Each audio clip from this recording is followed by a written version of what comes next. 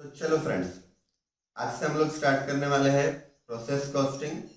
Friends, हमारे method of costing के अंदर अभी तक कॉन्ट्रैक्ट कॉस्टिंग हो गया, जॉब कॉस्टिंग हो गया, बैच कॉस्टिंग हो गया, राइट। फ्रेंड्स, जॉब और batch costing is not very important for your exams, ठीक है। बहुत रेयरली उसमें क्वेश्चंस आते हैं। और बैच कॉस्टिंग के अंदर जो हमने लास्ट क्लास में किया था ना, EBQ फाइंड करना, इकोनॉमिक बैच क्वांटिटी, राइट, मोर और लेस उसी पर क्वेश्चंस आते हैं, ठीक है। और अगर जो बैच कॉस्टिंग में अगर कॉस्टिंग करने के लिए क्वेश्चन आ रहा है, बैच का कॉस्ट फाइंड करने के लिए, तो मैंने बताया था लास्ट क्लास में कि आप लोग जॉब कॉस्टिंग में जैसे जॉब का कॉस्ट शीट बनाते हो वैसे ही हम लोग बैच कॉस्टिंग में बनाएंगे, ठीक है। फ्रेंड्स, हमारा मेथड ऑफ कॉस्टिंग के अंदर नेक्स्ट मेथड हम लोग आज से स्टार्ट कर रहे हैं, प्रोसेस कॉस्टिंग, ठीक है। तो मैं थोड़ा सा आप लोगों को आइडिया दे देता हूं कि हम लोग इस टॉपिक में क्या करने वाले हैं। तो फ्रेंड्स देखना,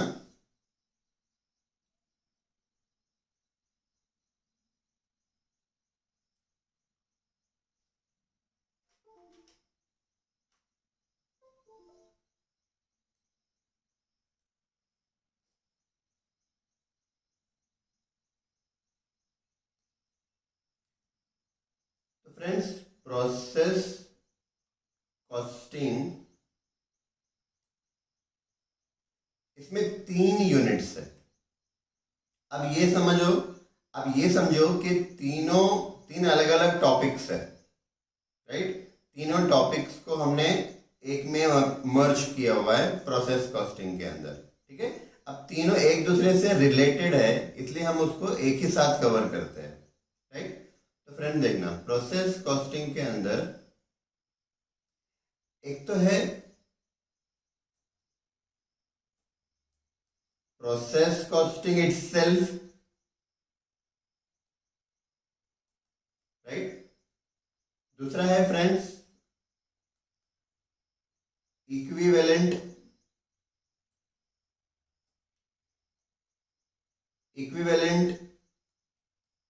प्रोडक्ट कॉस्टिंग,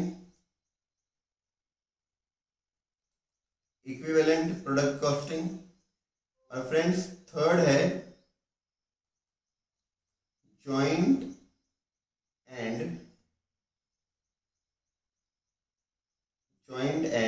बाय प्रोडक्ट,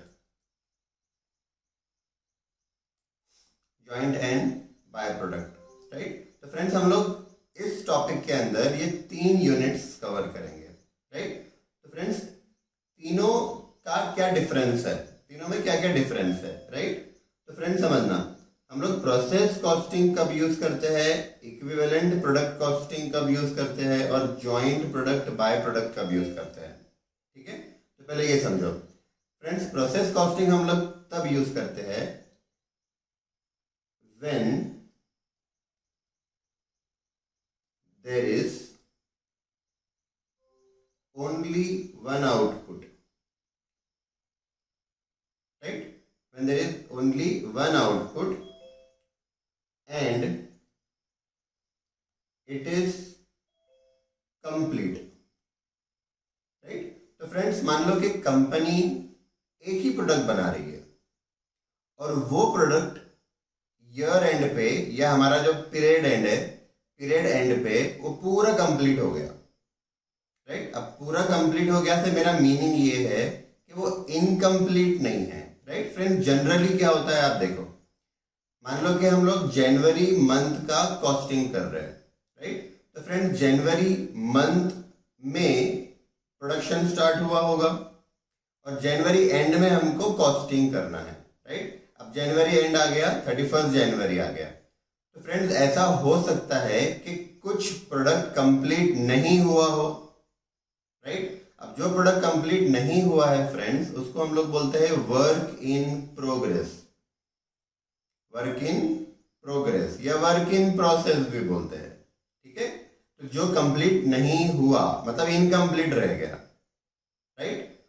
और थोड़ा बहुत कंप्लीट भी हुआ होगा, मतलब कुछ कंप्लीट हुआ, कुछ इनकम्प्लीट रह गया। तो प्रोसेस कॉस्टिंग हम लोग कब यूज कर रहे हैं फ्रेंड्स, कि जब कंपनी एक ही आउटपुट बना रही है और वो सारा का सारा आउटपुट कंप्लीट हो गया, मतलब कुछ भी वर्क इन प्रोग्रेस बचा ही नहीं, राइट। अब फ्रेंड्स मान लो कि कुछ वर्क इन प्रोग्रेस बच गया, मतलब कुछ इनकम्प्लीट रह गया, थोड़ा सा कंप्लीट हो गया, थोड़ा सा इनकम्प्लीट रह गया। इन दैट केस फ्रेंड्स हम लोग इक्विवेलेंट प्रोडक्ट कॉस्टिंग करते हैं, राइट। तो फ्रेंड्स देखना, when there is only one product and some units are incomplete, right? All units are complete तो प्रोसेस कॉस्टिंग यूज करेंगे। कुछ कंप्लीट हुआ, कुछ इनकम्प्लीट रह गया, तो फ्रेंड्स हम इक्विवेलेंट प्रोडक्ट कॉस्टिंग यूज करेंगे, ठीक है। अच्छा, जॉइंट प्रोडक्ट बाय प्रोडक्ट कब यूज करेंगे? When there are more than one product out of same raw material, right friends. एक ही रॉ मटेरियल से अगर हम 2 या 3 प्रोडक्ट बना रहे हैं, out of same raw material अगर 2 या 3 प्रोडक्ट हम बना रहे हैं, और फ्रेंड्स वो 2 या 3 प्रोडक्ट का प्रोडक्शन जॉइंटली हो रहा है, राइट, जॉइंटली प्रोडक्शन हो रहा है, राइट। तो फ्रेंड्स हम उस केस में joint and by product costing apply करते हैं, ठीक है। इसका सिंपल सा एग्जांपल देता हूं, फिर हम डिटेल में आगे वैसे भी करेंगे। फ्रेंड्स पेट्रोल, डीजल, केरोसिन हम बनाते हैं, राइट। तो ये क्रूड ऑयल से बनता है, तो आप समझो कि crude oil is a raw material, और उस क्रूड ऑयल से हम एक साथ 3 प्रोडक्ट बना रहे हैं, पेट्रोल, डीजल और केरोसिन। और फ्रेंड्स ये सारे प्रोडक्ट साइमल्टेनियसली बनते हैं एक स्पेसिफाइड प्रोपोर्शन में, राइट। तो फ्रेंड्स उस केस में हम लोग joint product by product costing use करेंगे, ठीक है। तो चलो ये तो हम लोग वैसे भी बाद में करने वाले हैं फ्रेंड्स, अभी हम लोग स्टार्ट कर रहे हैं,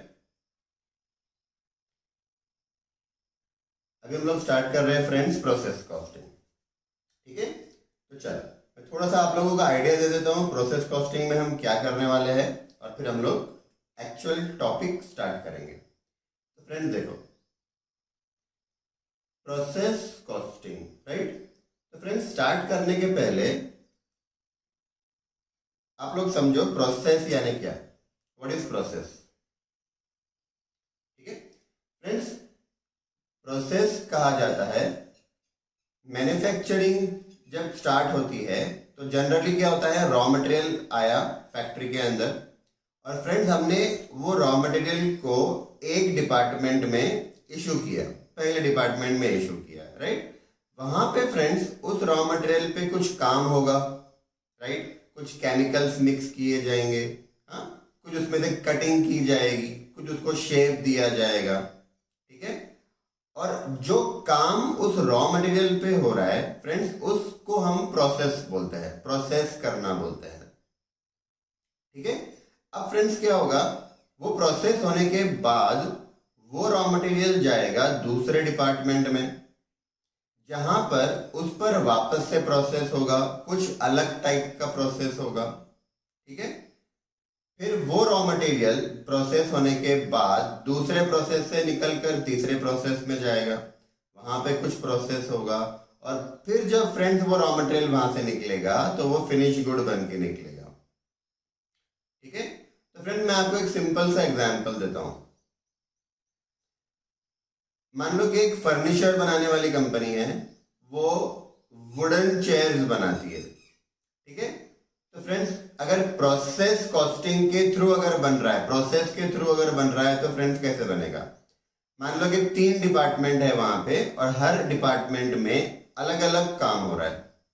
तो फ्रेंड्स सबसे पहले जो हमारा रॉ मटेरियल है, से वुड, राइट, वो पहले प्रोसेस में आया, और वहां पे उस पे कुछ प्रोसेसिंग हुआ, डिपार्टमेंट ए बोलते हैं, चलो डिपार्टमेंट ए में वुड आया, वहां पे उस पे कुछ प्रोसेसिंग हुआ। क्या प्रोसेसिंग हुआ होगा फ्रेंड, वुड को हमने कट किया होगा शेप में, जो हमको चेयर बनाने के लिए रिक्वायर्ड है, राइट। तो फ्रेंड्स कटिंग होने के बाद वो वुड प्रोसेस ए से डिपार्टमेंट ए से निकलकर डिपार्टमेंट बी में गया, राइट। तो फ्रेंड्स डिपार्टमेंट ए से जो वुड डिपार्टमेंट बी में गया उसको हम बोलेंगे output of department A, right. Friends देखो मैं आपको समझाता हूं। सपोज 3 डिपार्टमेंट है,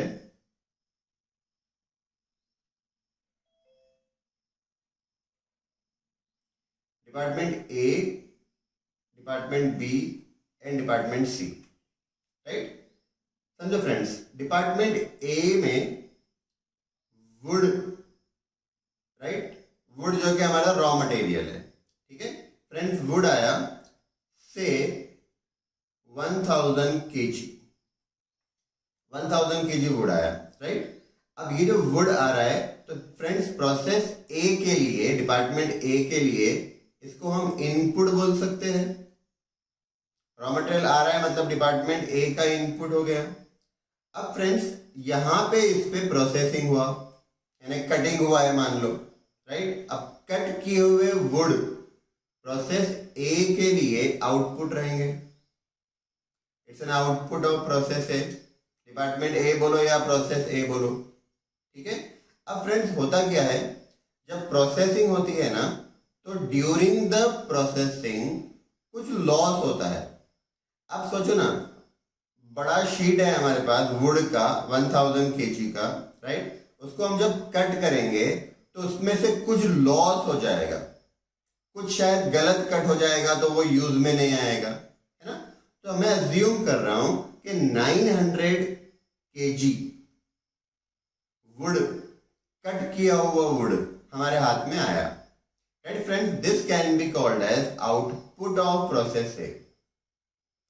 प्रोसेस ए का इनपुट क्या था, रॉ मटेरियल जो आया 1000 kg वुड आया, राइट। और फ्रेंड्स प्रोसेस ए का आउटपुट हमारे हाथ में कितना आया, 900 kg। अब फ्रेंड्स ये 900 kg जो कट किया हुआ वुड है, अब ये कहां जाएगा, प्रोसेस बी में जाएगा, डिपार्टमेंट बी में जाएगा, राइट। तो फ्रेंड्स ये डिपार्टमेंट बी का इनपुट बन जाएगा, राइट। डिपार्टमेंट बी का इनपुट बन जाएगा।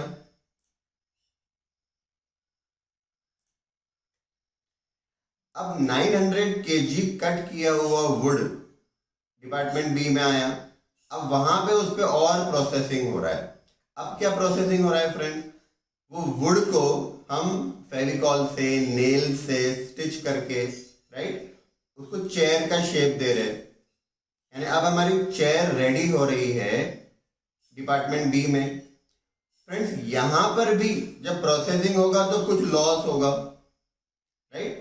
तो फ्रेंड्स मैं अज्यूम कर रहा हूं कि मान लो यहां पर लॉस हुआ 80 kg का, राइट, और हमारे हाथ में आउटपुट आया 820। तो फ्रेंड्स प्रोसेस बी का इनपुट था 900 kg और प्रोसेस बी का आउटपुट आया 820 kg। मतलब आप देखो ना, इनपुट और आउटपुट का जो डिफरेंस है friends, that is our loss, that is our total loss. तो 80 kg का लॉस हुआ। अब फ्रेंड्स ये हमारे प्रोसेस बी का आउटपुट बन गया। ये 820 यहां से जाएगा, ये 820 यहां से जाएगा डिपार्टमेंट सी में। तो फ्रेंड्स ये डिपार्टमेंट सी का इनपुट बन जाएगा, राइट। 820 डिपार्टमेंट सी का इनपुट हो गया। अब यहाँ पे फिर प्रोसेस हो रही है। अच्छा ये 820 kg क्या था, जो चेयर बनकर रेडी हो गए वो थे, राइट। तो अब फ्रेंड्स एक बार फिर से देखना, डिपार्टमेंट ए में वुड आया, रॉ वुड आया या वुड की शीट आई समझो 1000 kg। डिपार्टमेंट ए में हमने कटिंग किए, कट किया हुआ वुड हमने डिपार्टमेंट बी में भेजा और डिपार्टमेंट बी में उसका एक्चुअल चेयर बनाने में आया। अब वो चेयर रेडी होकर कहाँ जा रही है, डिपार्टमेंट सी में। फ्रेंड्स अभी भी चेयर रेडी नहीं हुई, उसको कलर करना बाकी है, पॉलिशिंग करना बाकी है, राइट। तो फ्रेंड्स वो काम होगा डिपार्टमेंट सी में, प्रोसेस सी में। अब यहां पर भी प्रोसेसिंग के टाइम पर कुछ लॉस होगा, राइट। तो मैं एक्सप्लेन करने के लिए बता रहा हूँ कि यहाँ पर कुछ लॉस हुआ है। अब जनरली चेयर रेडी हो गई, वहां उसके बाद कुछ लॉस होता नहीं, पर क्योंकि मुझे वो कंसेप्ट समझाना है, मैं अज्यूम कर रहा हूँ कि कुछ लॉस हुआ। तो फ्रेंड्स मैं अज्यूम कर रहा हूँ कि समझो 40 kg का लॉस हो गया, यानी हमारे हाथ में जो फाइनल आउटपुट आया वो 780 kg आया, राइट। 780 kg फ्रेंड्स, ये हमारा फाइनल आउटपुट है। फाइनल आउटपुट यानी चेयर हमारी रेडी हो गई, राइट। तो फ्रेंड्स हम लोग प्रोसेस वर्ड का मीनिंग देख रहे थे। हर एक डिपार्टमेंट के अंदर जो भी काम हो रहा है उसको हम प्रोसेस बोलेंगे। तो फ्रेंड्स डिपार्टमेंट ए में कटिंग का काम हुआ तो वो कटिंग प्रोसेस, डिपार्टमेंट बी में एक्चुअल चेयर बनाने में आई तो मैन्युफैक्चरिंग प्रोसेस, डिपार्टमेंट सी में कलर किया, पॉलिशिंग किया तो कलरिंग प्रोसेस बोल सकते, राइट। तो जो भी काम हो रहा है उसको हम प्रोसेस बोलेंगे। तो अब समझना फ्रेंड्स, यहाँ पे एक डिपार्टमेंट का आउटपुट दूसरे डिपार्टमेंट का इनपुट बन जाएगा।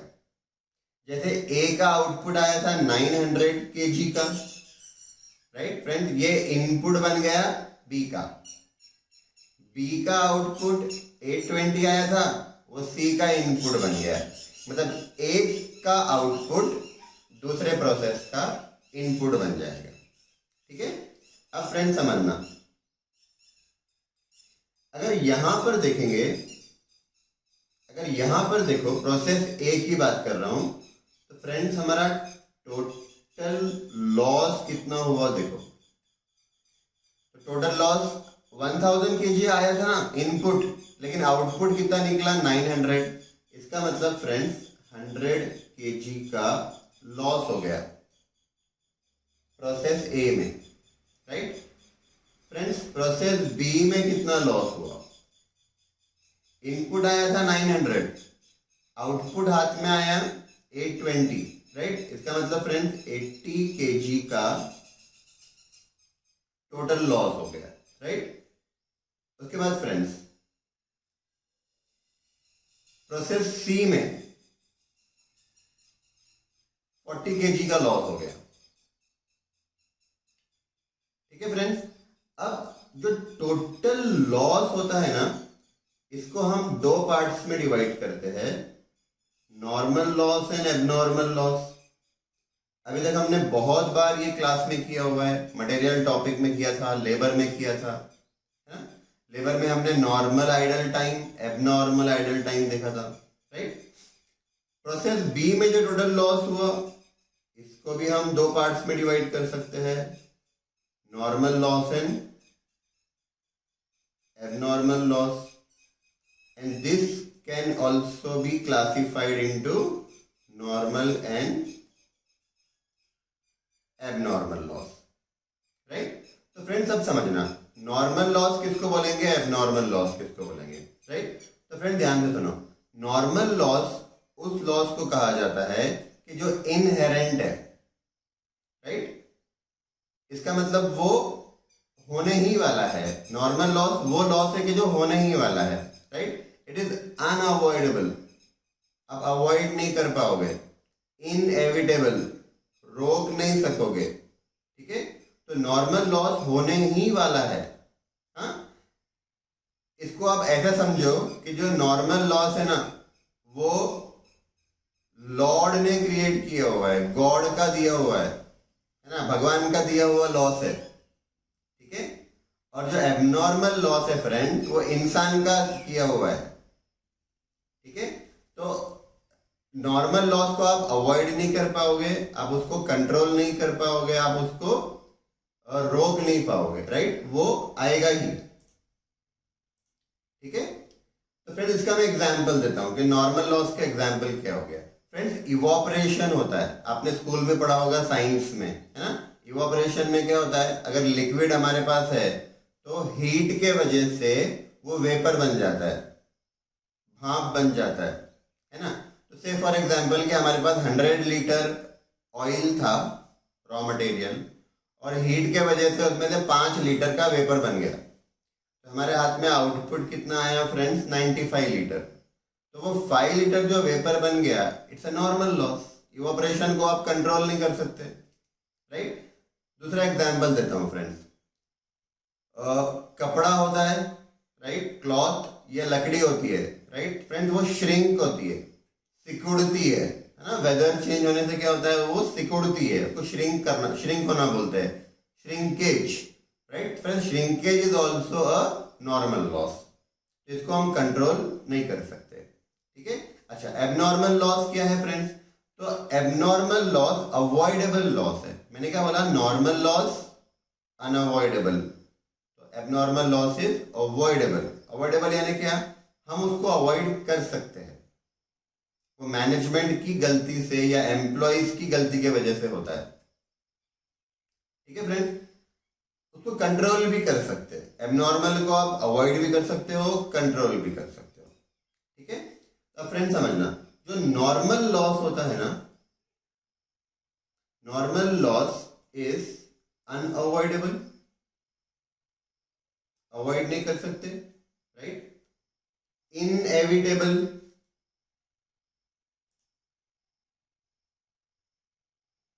इनएविटेबल, इसको हम रोक नहीं सकेंगे, राइट। और फ्रेंड्स ये एक्सपेक्टेड होता है,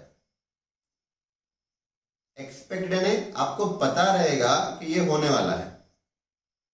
मैं आपको सिंपल सा एग्जांपल देता हूं। मान लो गारमेंट कंपनी है, मान लो कि वो शर्ट्स बनाती है फैक्ट्री के अंदर, उनका रॉ मटेरियल रहेगा क्लॉथ, राइट। अब क्लॉथ आया डिपार्टमेंट के अंदर, इनपुट, अब मान लो 100 मीटर क्लॉथ आया, अब वो शर्ट्स बनाने के लिए उसको कट करेंगे, राइट। जब कट करेंगे फ्रेंड, तो बहुत सारा ऐसा कपड़ा साइड से निकलेगा जो यूज में नहीं आने वाला है, राइट। अब जो यूज में नहीं आने वाला है, दैट इज लॉस, और उसको भी आप नॉर्मल लॉस बोल सकते हो, क्योंकि वो लॉस तो होना ही है ना फ्रेंड, क्योंकि वो लॉस अगर आप कट ही नहीं करोगे तो शर्ट नहीं बना पाओगे।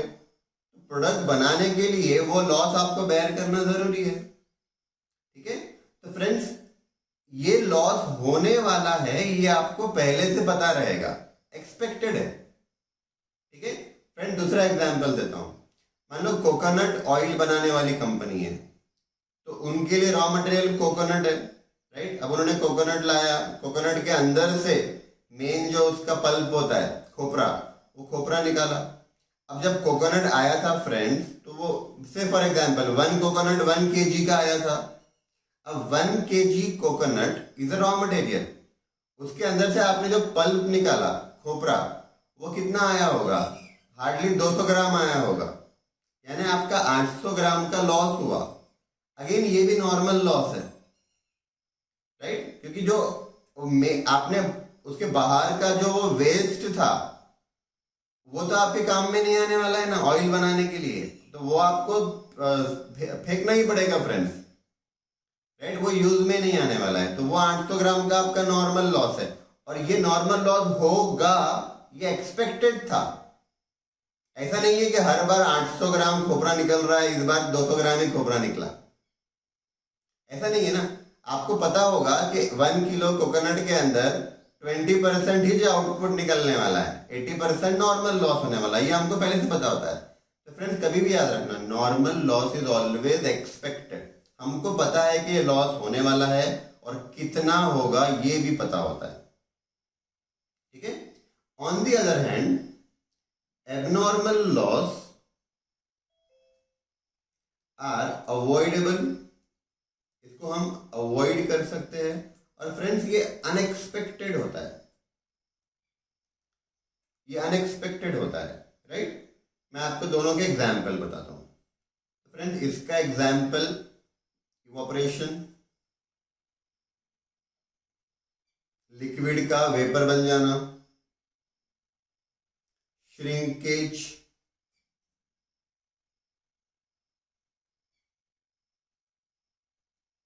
Shrinkage, right. एबनॉर्मल लॉस के एग्जाम्पल फ्रेंड्स क्या हो सकता है? पावर फेलियर, है ना, power failure, machinery breakdown, machinery खराब हो गई, राइट, एक्सीडेंट हो गया, स्ट्राइक हो गई, स्ट्राइक हो गई तो प्रोडक्शन हमारा रुक जाएगा, ठीक है। और बहुत सारे एग्जाम्पल है, नेचुरल कैलामिटीज भी हम लोग यहाँ पर डाल सकते हैं, अर्थक्वेक, राइट, ड्रॉट, फ्लड, ये सब भी हम लोग यहाँ पे डाल सकते हैं। फायर हो गया है ना, लॉस बाय फायर हो गया, ये सारे फ्रेंड्स एबनॉर्मल लॉस है और ये अनएक्सपेक्टेड है ना।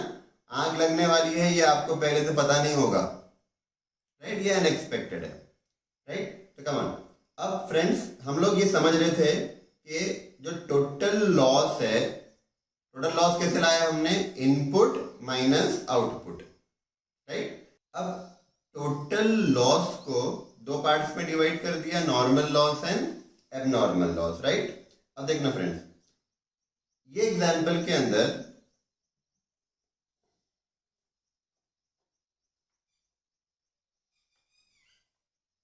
फ्रेंड्स, ये एग्जांपल के अंदर टोटल लॉस हमारा 100 kg है। अब मैंने ये बताया था कि जो नॉर्मल लॉस होता है वो एक्सपेक्टेड होता है, ठीक है। एक्सपेक्टेड यानी हमको पता है, पहले से पता है एडवांस में कि ये लॉस होने वाला है और कितना होने वाला है ये भी पता है, राइट। तो फ्रेंड्स देखो, जनरली जो नॉर्मल लॉस होता है ना,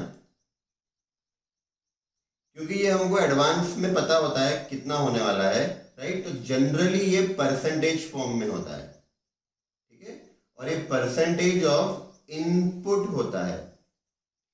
जैसे I can take an example, suppose question में दिया हुआ है नॉर्मल लॉस इज 5%, राइट। तो पहले से हमको पता है कि 5% तो लॉस होने ही वाला है, राइट। तो फ्रेंड्स वो 5% लॉस किसका, तो always on input, unless and until otherwise given in question. तो आप लोग समझना कि वो 5% किसका है, इनपुट का, राइट। तो फ्रेंड्स मैं एग्जांपल ले रहा हूं, सपोज प्रोसेस ए वाले केस में, राइट, प्रोसेस ए वाले केस में सपोज नॉर्मल लॉस का परसेंटेज दिया हुआ है 8%, राइट। तो फ्रेंड्स 8% किसका, 8% किसका, इनपुट का, राइट। तो फ्रेंड्स इनपुट कितना था, 1000। तो फ्रेंड्स 8% अगर 1000 का लेते हैं 80 kg आता है, यानी नॉर्मल लॉस इज 80 kg, ठीक है, ये हमको पहले से पता था। लेकिन फ्रेंड्स हमारा टोटल लॉस तो 100 kg आया, टोटल लॉस आया 100 kg ना। कैसे आया 100 kg बोलो, इनपुट माइनस आउटपुट। इनपुट था 1000, आउटपुट है 900, इसका difference 100 is total loss, right. तो ये टोटल लॉस यहाँ दिखाया। अब नॉर्मल लॉस 80 kg कैसे आया, तो नॉर्मल लॉस एवरी टाइम 8% होता है, हमको पता है, पास्ट एक्सपीरियंस से हमको पता है, राइट। 8% होता है, 8% किसका, इनपुट का। इनपुट 1000 था, 1000 का 8% लिया, 80 kg आया, राइट। तो फ्रेंड्स टोटल लॉस तो 100 kg हुआ था ना, 80 kg का अगर नॉर्मल लॉस हुआ, इसका मतलब फ्रेंड्स 20 kg का एबनॉर्मल लॉस हुआ होगा। तो एबनॉर्मल लॉस कैसे आएगा और नॉर्मल लॉस कैसे आएगा, ये हमको समझना है, राइट। तो फ्रेंड्स नॉर्मल लॉस आपको लाना नहीं है, नॉर्मल लॉस क्वेश्चन में दिया हुआ रहेगा, कैसे, परसेंटेज। तो 8% दिया हुआ है तो आपने 8% इनपुट का ले लेना। तो हमने 8% इनपुट का ले लिया, नॉर्मल लॉस आ गया 80 kg। Abnormal loss we have to calculate. कैसे कैलकुलेट करेंगे फ्रेंड्स एबनॉर्मल लॉस, तो टोटल लॉस 100 kg था, इसमें से आप नॉर्मल लॉस लेस कर लो तो एबनॉर्मल लॉस आ जाएगा, ठीक है फ्रेंड्स। तो अब देखो प्रोसेस बी पे आओ। प्रोसेस बी पे फ्रेंड्स हमारा इनपुट था 900 kg, आउटपुट आया 820, यानी 80 का हमारा टोटल लॉस हो रहा है, 80 kg का टोटल लॉस हो रहा है, राइट। अब फ्रेंड्स प्रोसेस बी के अंदर भी कितना नॉर्मल लॉस होता होगा ये हमको एडवांस में पता होगा, पास्ट एक्सपीरियंस से, है ना। और नॉर्मल लॉस है मतलब एक्सपेक्टेड है, राइट। तो फ्रेंड्स मैं एग्जांपल ले रहा हूं।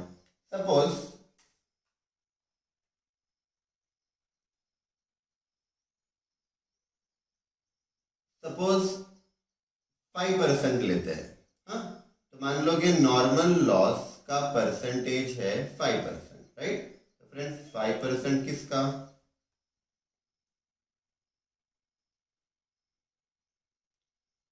5% किसका? इनपुट का, राइट। तो 900 हमारा इनपुट है। 900 का फ्रेंड्स अगर 5% लेते हैं तो 45 kg आएगा, यानी 45 kg is normal loss. 45 kg is normal loss. लेकिन सर टोटल लॉस तो 80 kg आया ना। हाँ, तो टोटल लॉस 80 आया, 80 में से नॉर्मल 45 है, इसका मतलब बचा हुआ 35 kg लॉस कौन सा रहेगा? एबनॉर्मल रहेगा, ठीक है। तो एबनॉर्मल लॉस कैसे फाइंड आउट किया हमने? टोटल लॉस में से नॉर्मल लॉस माइनस किया तो एबनॉर्मल लॉस आ गया, ठीक है।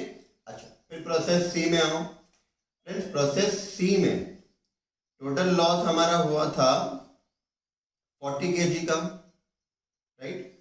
अब यहां पर भी नॉर्मल लॉस का परसेंटेज पहले से हमको पता होगा, है ना। तो सपोज नॉर्मल लॉस का परसेंटेज 8% लेते हैं, हाँ, @8% लेते हैं, राइट। अब ये 8% किसका? ऑब्वियसली इनपुट का, राइट। तो फ्रेंड्स देखो हमारा 820 है इनपुट, इसका अगर 8% करते हैं तो 65.6 होता है, ठीक है। तो चलो ठीक है, 65.6 होता है, हाँ। तो फ्रेंड्स इसको मैं राउंड करके 66 कर देता हूं। तो friends 66 kg is normal loss. कैसे आया 66 kg? 8% परसेंटेज हमको पहले से पता था, राइट। वो 8% हमने इनपुट का लिया, इनपुट था 820। फ्रेंड्स 820 का 8% किया तो 65.6 आता, उसको राउंड करके हमने 66 किया हुआ है, ठीक है। तो friends 66 kg is normal loss. तो देखो यहां पे नॉर्मल, पहले प्रोसेस में नॉर्मल लॉस आया, एबनॉर्मल लॉस आया 20 kg। प्रोसेस बी में नॉर्मल लॉस आया 45 kg, तो एबनॉर्मल लॉस आया 35 kg। फ्रेंड्स प्रोसेस सी में नॉर्मल लॉस 66 kg आया। अब आपके माइंड में आया होगा कि टोटल लॉस ही 40 kg है, तो नॉर्मल 66 कैसे आया, है ना। तो फ्रेंड्स यहां पर एबनॉर्मल लॉस हुआ ही नहीं। क्यों एबनॉर्मल लॉस नहीं हुआ? क्योंकि total loss is less than normal loss. अब पहले प्रोसेस में देखो, प्रोसेस ए में total loss 100 kg was more than normal loss। Total loss normal loss से ज्यादा था। प्रोसेस बी में total loss 80 was more than normal loss, normal loss से ज्यादा था। प्रोसेस सी में friends total loss is less than normal loss, है ना। टोटल लॉस 40 हुआ, नॉर्मल लॉस 66 होना चाहिए था, राइट। तो इसका मतलब फ्रेंड्स यहाँ पे एबनॉर्मल लॉस तो हुआ ही नहीं, तो फिर क्या हुआ? तो फ्रेंड्स एबनॉर्मल गेन हुआ,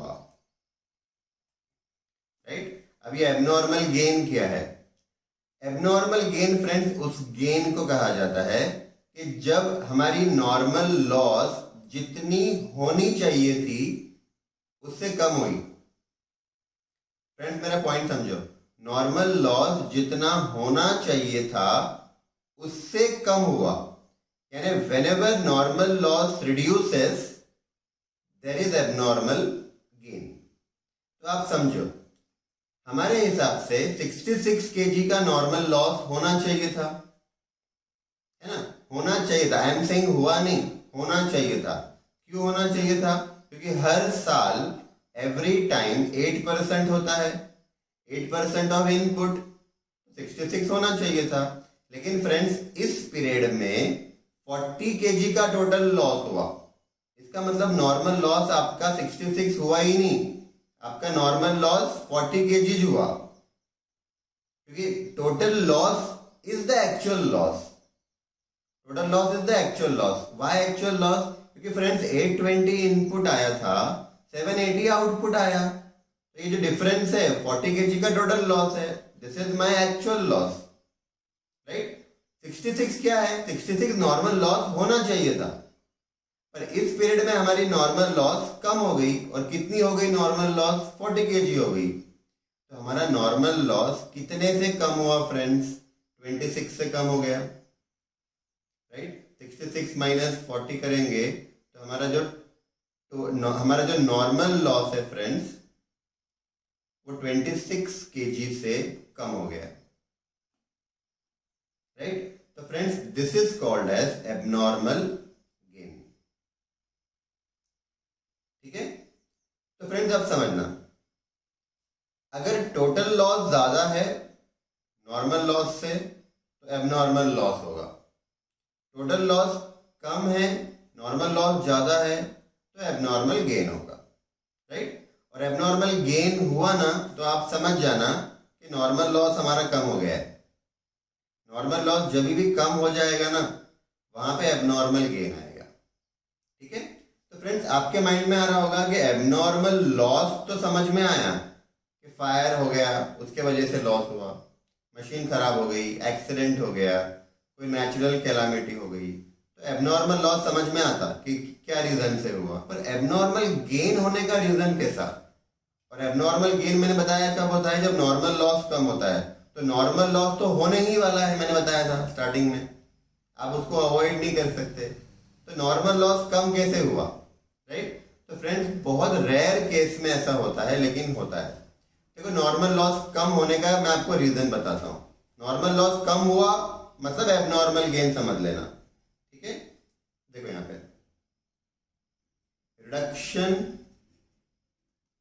reduction in normal loss, reduction in normal loss is equal to abnormal gain,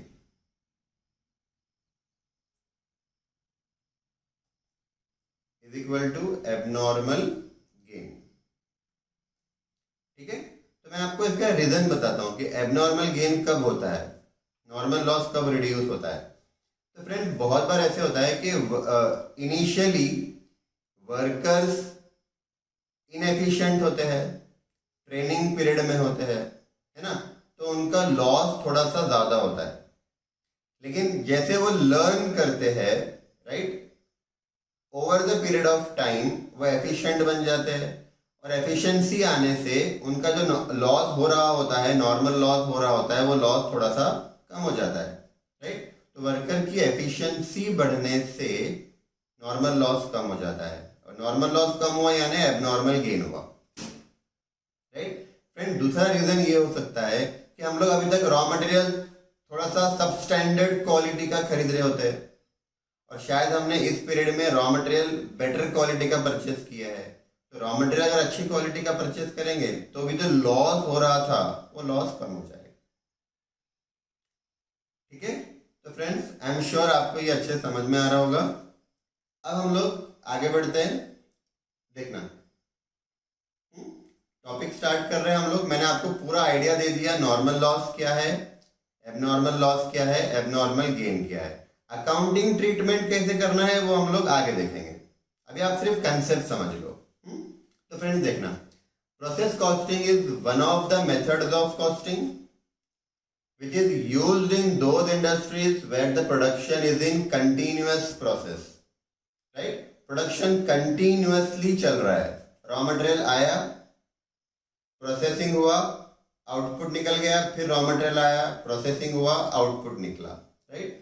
is in continuous process, that is the output of one process becomes the input of the subsequent process. एक process का output दूसरे का input. The objective of process costing is to find out cost of each process by identifying the direct cost with the particular process and apportioning the indirect cost on some suitable basis. Right? तो friends, अब मैंने बताया था कि हर एक method के अंदर particular type of business के लिए वो मेथड होता है, राइट? और उस बिजनेस का कॉस्ट यूनिट हमको फाइंड करना जरूरी होता है. जैसे मैं आपको रिकैप करवाता हूँ. कॉन्ट्रैक्ट कॉस्टिंग कॉन्ट्रैक्टर यूज करता है कंस्ट्रक्शन बिजनेस में. उसका कॉस्ट यूनिट वन कॉन्ट्रैक्ट होता है. कॉस्ट यूनिट यानी जिस यूनिट का कॉस्ट हमको फाइंड करना है, राइट? फ्रेंड्स, जॉब कॉस्टिंग में हमने देखा जॉब कॉस्टिंग वहां यूज होता है कि जहां पे सर्विस प्रोवाइडर कस्टमर की रिक्वायरमेंट के हिसाब से सर्विस दे रहा है, राइट? और वहां पे one job one cost unit होता था. बैच कॉस्टिंग में वन बैच कॉस्ट यूनिट होता था. तो प्रोसेस कॉस्टिंग में वन प्रोसेस कॉस्ट यूनिट रहेगा. यानी फ्रेंड्स, हमको जो कॉस्ट फाइंड आउट करना है वो वन प्रोसेस का करना है. तो मान लो कि एक कंपनी के अंदर तीन प्रोसेस है. जो मैंने एग्जांपल लिया वैसे ही समझो. Process A, process B, process C. तो फ्रेंड्स, कितने यूनिट हुए, कितने कॉस्ट यूनिट हुए? तीन. क्योंकि एक प्रोसेस एक कॉस्ट यूनिट है तो तीन प्रोसेस तीन कॉस्ट यूनिट हुए. इसका मतलब फ्रेंड्स, हमको हर एक प्रोसेस का सेपरेट कॉस्टिंग करना है, राइट? तो फ्रेंड्स, आगे देखना.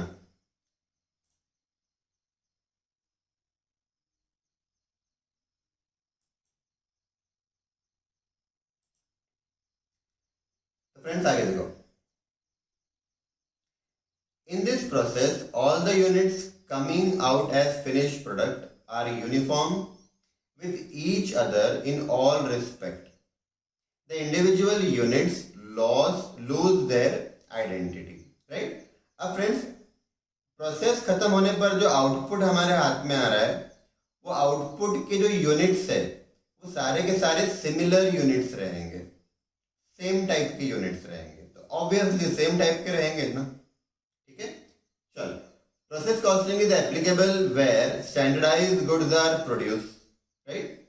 Industries in which process costing is used are. अब कहाँ कहाँ यूज होता है? हाँ, तो friends, chemical work, textile, food, canning factories etcetera, right? मैं तो ये बोलूंगा फ्रेंड्स, आज की तारीख में मैन्युफैक्चरिंग कंपनीज जो भी मैन्युफैक्चर करती है वो प्रोसेस के थ्रू ही करती है, राइट? तो जब भी फ्रेंड्स मैन्युफैक्चरिंग प्रोसेस से हो रहा है, अलग अलग डिपार्टमेंट्स में रॉ मटेरियल पास हो रहे हैं, राइट? तो फ्रेंड्स, उनको प्रोसेस कॉस्टिंग फॉलो करना पड़ेगा. ठीक है, आगे देखो. The features of process costing are as follows.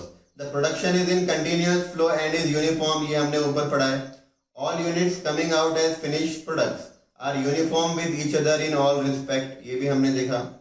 The unit cost is obtained by dividing the total cost of a particular period by the total output. This is the average cost of the product units, right? Friends, ये point समझो. हमारा process ए खत्म हुआ for example, और हमारा total cost आया 10,000 rupees का, और प्रोसेस का आउटपुट आया 100 यूनिट का. अब मुझे पर यूनिट कॉस्ट फाइंड करना है, तो मैं क्या करूंगा? 100 यूनिट से डिवाइड करूंगा. तो टोटल आउटपुट 100 यूनिट्स आया, राइट? अब कॉस्ट पर यूनिट कैसे फाइंड करेंगे? तो 10,000 रुपीज टोटल कॉस्ट आया और आउटपुट आया उस प्रोसेस का 100 यूनिट, राइट? तो फ्रेंड्स, 1 यूनिट का कॉस्ट 100 रुपीज आया. ठीक है, सिंपल सा कंसेप्ट है. आगे, the product is manufactured in a continuous flow and here individual units lose their identity. ये हमने पढ़ा हुआ है. Cost per process is identified and cost of each process is transferred to the subsequent process until the finished product emerges, right? तो friends, हमने क्या देखा था यहाँ पे? प्रोडक्ट प्रोसेस ए का आउटपुट बी का इनपुट बन गया, बी का आउटपुट सी का इनपुट बन गया, राइट। इसका मतलब फ्रेंड्स प्रोसेस ए का जो आउटपुट आया था 900 kg का, ये बी को ट्रांसफर किया, राइट। तो उसने आउटपुट के साथ साथ अपनी कॉस्ट भी ट्रांसफर कर दी, यानी 900 यूनिट बनाने का जो कॉस्ट आया होगा वो कॉस्ट भी बी को ट्रांसफर हो गया। तो बी को क्या क्या आया, बी को एक तो 900 यूनिट आए, राइट, और 900 यूनिट की कॉस्ट भी आई।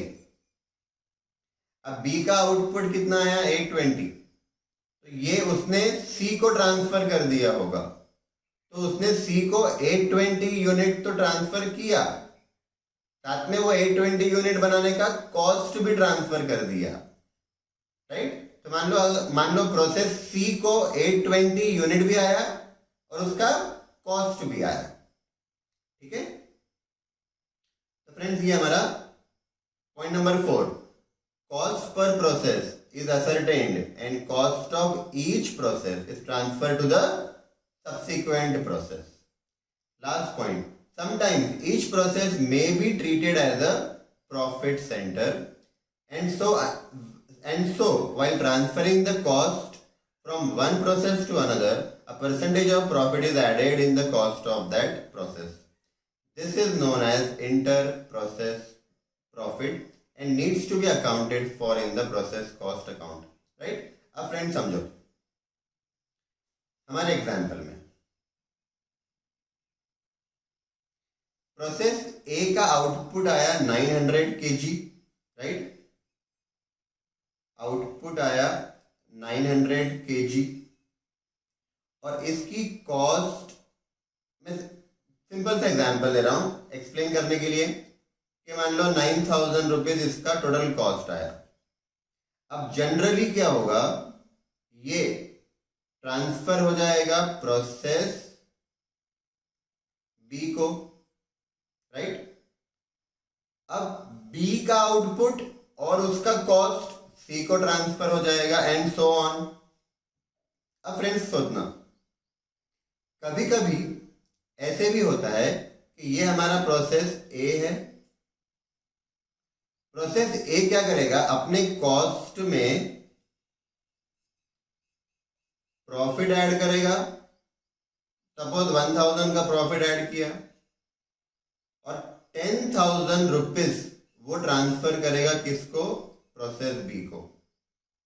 मतलब friends process A 900 unit process B को बेचेगा, सेल करेगा, ट्रांसफर करेगा। सेल वर्ड प्रॉपर नहीं है क्योंकि दोनों डिपार्टमेंट सेम कंपनी के डिपार्टमेंट है, तो हम ट्रांसफर वर्ड बोल सकते हैं, राइट। पर आप समझने के लिए समझो कि अंडरस्टैंडिंग के लिए आप ध्यान में रखो कि वो सेल जैसा ही है। क्यों सेल है फ्रेंड्स, क्योंकि प्रॉफिट ऐड करके दिया जा रहा है ना।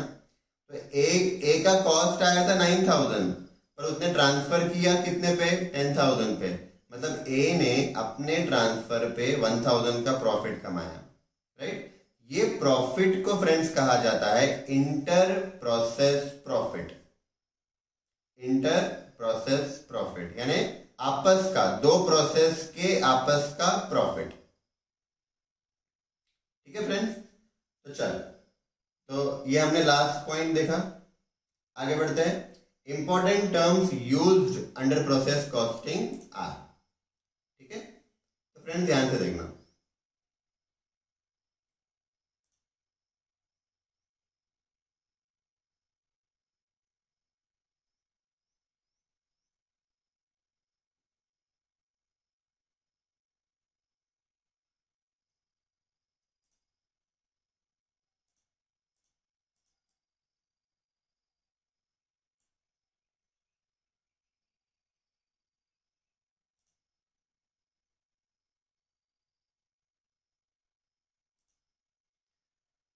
फ्रेंड्स देखो ध्यान से, इंपॉर्टेंट टर्म्स जो मैंने आपको एक्सप्लेन किया था वही सारा दिया हुआ, मैं फटाफट आपको एक बार उसको रिवाइज करा देता हूँ। तो friends normal wastage, normal wastage मतलब नॉर्मल लॉस जो हमने आगे देखा, नॉर्मल लॉस अनअवॉइडेबल होते हैं, अनकंट्रोलेबल होते हैं, इनएविटेबल होते हैं, वो आने ही वाले हैं, इनहेरेंट नेचर के होते हैं, राइट।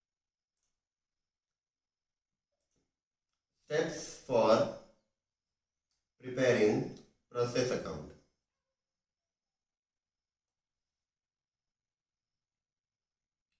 ठीक है, तो फ्रेंड्स देखना कौन से अकाउंट बनाने हैं, पहले आप ये समझ लो। हमको जितने प्रोसेस है उतने प्रोसेस अकाउंट बनाने हैं, ये फर्स्ट पार्ट। एबनॉर्मल लॉस का अकाउंट बनेगा, एबनॉर्मल गेन का अकाउंट बनेगा, नॉर्मल लॉस का अकाउंट भी बन सकता है। यानी फ्रेंड्स हमको 4 अकाउंट बनाने हैं, 4 नहीं 4 टाइप के अकाउंट्स, राइट। जितने प्रोसेस है उतने account, abnormal loss, abnormal gain और नॉर्मल लॉस, राइट। तो फ्रेंड्स मैं आप सब ये सबका फॉर्मेट आपको अभी समझा रहा हूं और साथ साथ में हम लोग इसके स्टेप्स भी लिख रहे हैं, राइट। तो फ्रेंड्स स्टेप नंबर 1 पहले आप समझ लो, फिर मैं आपको लिखाता हूं। देखो प्रोसेस अकाउंट का फॉर्मेट देख लो पहले कैसा है। फ्रेंड्स हम लोग पर्टिकुलर कॉलम बनाएंगे डेबिट साइड, यूनिट्स कॉलम बनेगा, अमाउंट कॉलम बनेगा, और ये हमारा डेबिट साइड है, राइट। और क्रेडिट साइड में सेम पर्टिकुलर यूनिट्स अमाउंट। ठीक है, तो फ्रेंड्स मैं आपको स्टेप नंबर 1 समझा रहा हूं, ध्यान से देखना। फ्रेंड्स क्या हुआ होगा, मान लो मेरा प्रोसेस ए स्टार्ट हो रहा है, तो प्रोसेस ए में सबसे पहले रॉ मटेरियल आएगा, राइट। तो पहला कॉस्ट हमारा हो गया रॉ मटेरियल का कॉस्ट, रॉ मटेरियल कंजम्पशन। उस रॉ मटेरियल को प्रोसेस करेंगे प्रोसेस ए के अंदर, तो प्रोसेसिंग कौन करेगा, एम्प्लॉइज करेंगे, उनका वेजेस देना पड़ेगा। मतलब direct material consumed, direct wages, right, direct expenses, मतलब सारे डायरेक्ट कॉस्ट दिखाएंगे। ठीक है, अच्छा डायरेक्ट कॉस्ट जो रहेगा वो इंडिविजुअल प्रोसेस का अपना अपना रहेगा। याद करो हमने पहले भी बात किया था कि जब कॉस्टिंग करते हैं फ्रेंड्स तो डायरेक्ट कॉस्ट एक्चुअल दिखाते और इनडायरेक्ट कॉस्ट एब्जॉर्ब किया जाता है। ठीक है, तो फ्रेंड्स डायरेक्ट कॉस्ट में direct material, direct wages, direct expenses, ये सब डेबिट करना पड़ेगा। डेबिट क्यों, डेबिट नॉमिनल अकाउंट है, process is a nominal account. Debit all expenses करते हैं ना हम लोग, क्रेडिट ऑल इनकम्स करते हैं, राइट। तो फ्रेंड्स सारे एक्सपेंसेस डेबिट करना है, डायरेक्ट कॉस्ट हो गया। अब इनडायरेक्ट कॉस्ट यानी ओवरहेड जो रहेगा उसको एब्जॉर्ब करना पड़ेगा, राइट। और याद करो फ्रेंड ओवरहेड टॉपिक में हमने देखा था ओवरहेड को एब्जॉर्ब करने के बहुत सारे बेस हमने देखे थे। Machine hour rate, labour hour rate, material cost method, wages है ना, labour cost method, prime cost method, production unit method, right. ये सारे हमने ओवरहेड टॉपिक में बेस लिए थे ओवरहेड को एब्जॉर्ब करने के लिए। तो यहाँ पर भी फ्रेंड्स कोई एक आधा बेस क्वेश्चन में आपको दिया हुआ रहेगा, है ना, तो वो बेस यूज करके ओवरहेड हमको एब्जॉर्ब करना है। इन शॉर्ट स्टेप नंबर 1 ये है कि सारे एक्सपेंसेस हमको डेबिट करना है प्रोसेस अकाउंट को, डायरेक्ट हो इनडायरेक्ट हो सब, राइट। तो फ्रेंड्स लिखना स्टार्ट करो step number 1।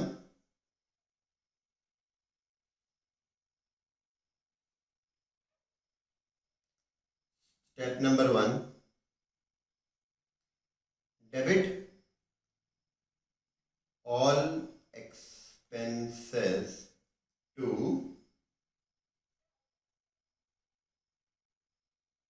process account. Debit all expenses to process account.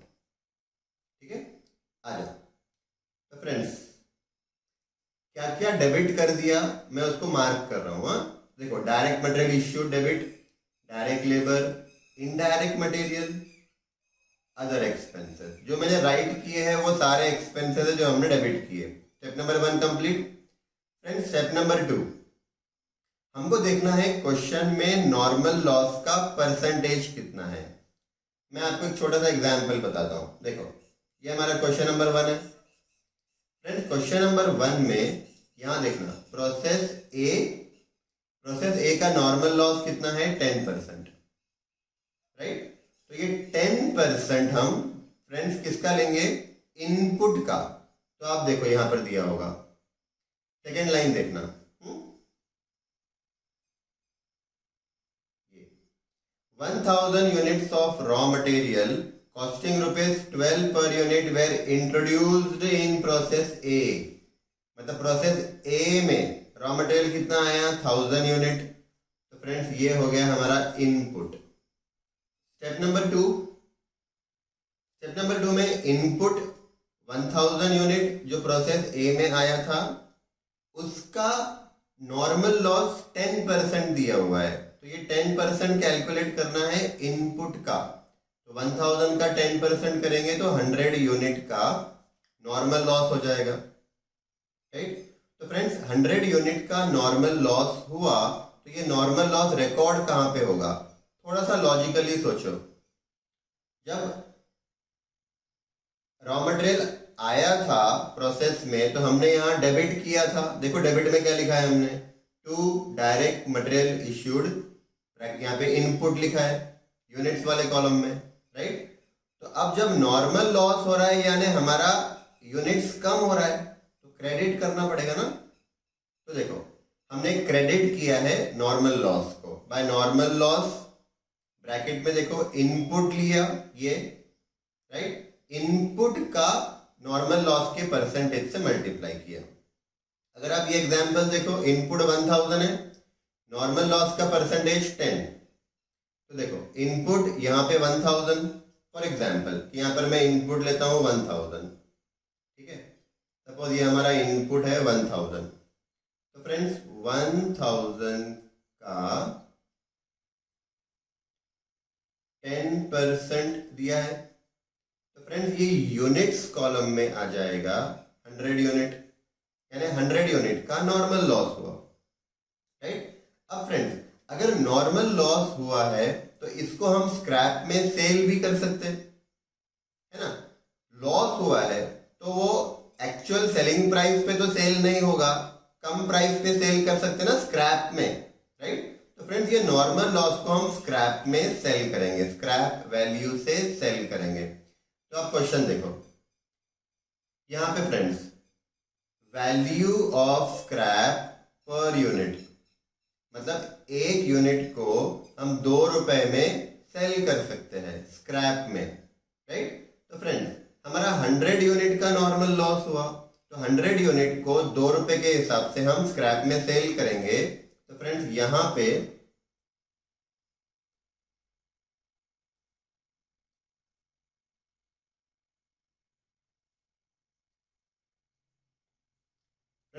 Scrap value आ जाएगी ₹200, राइट। तो फ्रेंड्स याद रखो नॉर्मल लॉस यूनिट्स कॉलम में लिखा, मैंने यहाँ पे लिखा भी है एन मतलब नॉर्मल लॉस, और उसकी एस वी यानी scrap value. Friends scrap value आएगी अमाउंट कॉलम में, राइट। तो फ्रेंड्स ये हमारा स्टेप नंबर 2 हो गया। स्टार्ट करो step number 2। Find out normal loss. Find out normal loss, और फ्रेंड्स कैसे फाइंड करेंगे? इनपुट को नॉर्मल लॉस के परसेंटेज से मल्टीप्लाई। जो भी इनपुट रहेंगे हमेशा याद रखो नॉर्मल लॉस का परसेंटेज हमेशा इनपुट से मल्टीप्लाई करके लेना है, ठीक है। And credit to process account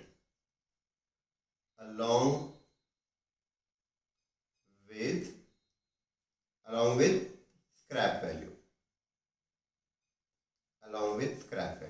right. तो फ्रेंड्स इसकी एंट्री कैसी पास करेंगे? तो देखो नॉर्मल लॉस अकाउंट डेबिट होगा, लॉस है ना फ्रेंड्स, तो सारे एक्सपेंसेस सारे लॉसेस हम डेबिट से ही ओपन करते हैं, right. Normal loss account debit to process account, credit किया ना प्रोसेस को, ठीक है। तो फ्रेंड्स देखो अगर नॉर्मल लॉस अकाउंट बनाया है हमने तो उसको डेबिट करना पड़ेगा पोस्टिंग, और प्रोसेस को क्रेडिट, राइट। तो अभी हम प्रोसेस को क्रेडिट कर रहे हैं। देखो नॉर्मल लॉस, एक्चुअली फॉर्मेट में नॉर्मल लॉस नहीं बनाया है मैंने, ठीक है। तो एक काम करते हैं, यहाँ पे हम लोग बना लेते हैं नॉर्मल लॉस अकाउंट।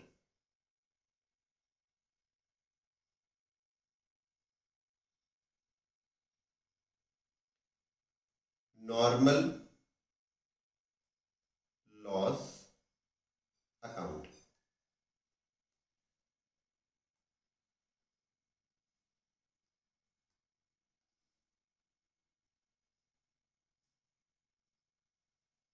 राइट, तो फ्रेंड देखना, फर्स्ट इफेक्ट हमने प्रोसेस को क्रेडिट किया, तो सेकेंड इफेक्ट नॉर्मल लॉस को डेबिट होगा to process account. Right, units 100 थे और स्क्रैप वैल्यू थी 200। फॉर्मेट वैसा ही रहेगा, पर्टिकुलर यूनिट्स अमाउंट। ठीक है, तो चलो ये हमारा स्टेप नंबर 2 हुआ। और फ्रेंड जब भी नॉर्मल लॉस रिकॉर्ड करेंगे तो आपको एक चीज अच्छे से याद रखना है, नॉर्मल लॉस का जो भी परसेंटेज रहेगा वो इनपुट से मल्टीप्लाई करके आएगा। राइट, चलो, और इसमें ना और एक चीज फ्रेंड्स याद रखो, हम जब भी इनपुट बोलेंगे, आउटपुट बोलेंगे या लॉस बोलेंगे, लॉस मतलब कोई भी नॉर्मल हो या एबनॉर्मल हो, राइट, ये सारा we are referring to units. हम लोग अमाउंट की बात नहीं कर रहे, हम यूनिट्स की बात कर रहे हैं। तो मैं जब भी इनपुट बोलूं तो आप समझना क्वांटिटी की बात हो रही है, अमाउंट की नहीं। आउटपुट इन यूनिट्स की बात हो रही है। नॉर्मल लॉस बोला, एबनॉर्मल लॉस बोला, राइट, गेन बोला, ये सब यूनिट्स की बात हो रही है। ठीक है, अब इसमें बच्चे गलती क्या करते हैं, बच्चे गलती ये करते हैं, इनपुट पे नॉर्मल लॉस लिया 10% और 100 यूनिट्स को अमाउंट कॉलम में रिकॉर्ड कर देते हैं। तो ये गलत हो जाएगा। नॉर्मल लॉस इज यूनिट्स और यूनिट्स को यूनिट्स कॉलम में रिकॉर्ड करना है, सिंपल। राइट, चल अब फ्रेंड्स स्टेप नंबर 2 कंप्लीट हो गया। अब स्टेप नंबर 3, स्टेप नंबर 3। ठीक है, तो फ्रेंड्स पहले समझ लो, अब स्टेप नंबर 3 में हम लोग क्या करेंगे।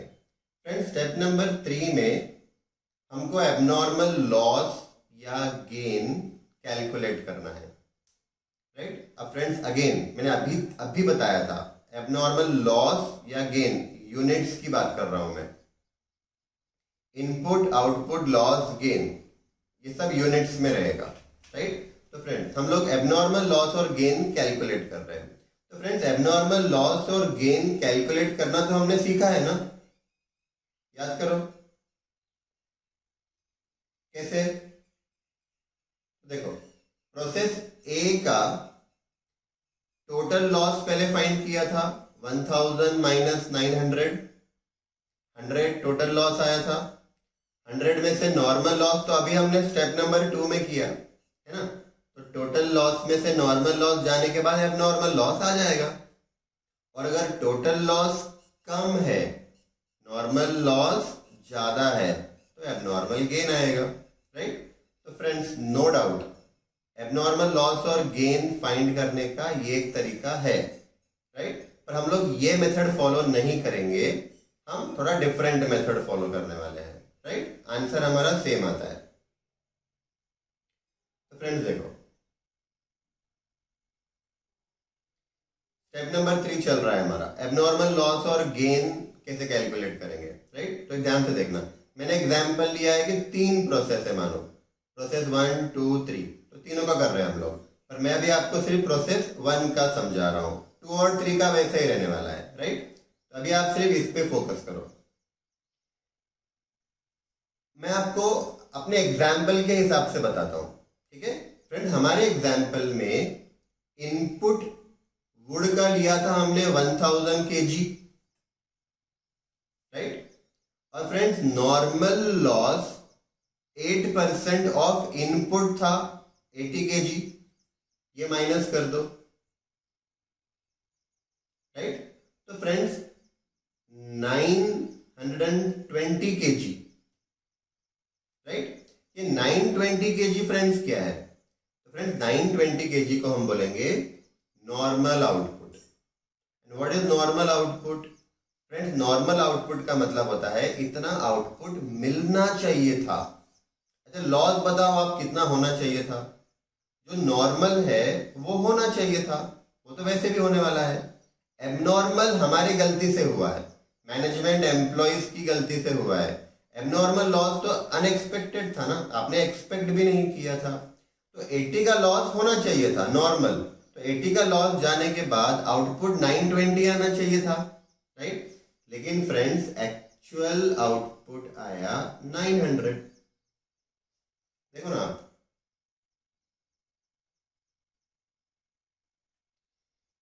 इनपुट 1000, 80 kg उसमें से नॉर्मल लॉस माइनस करेंगे तो 920 नॉर्मल आउटपुट आना चाहिए था।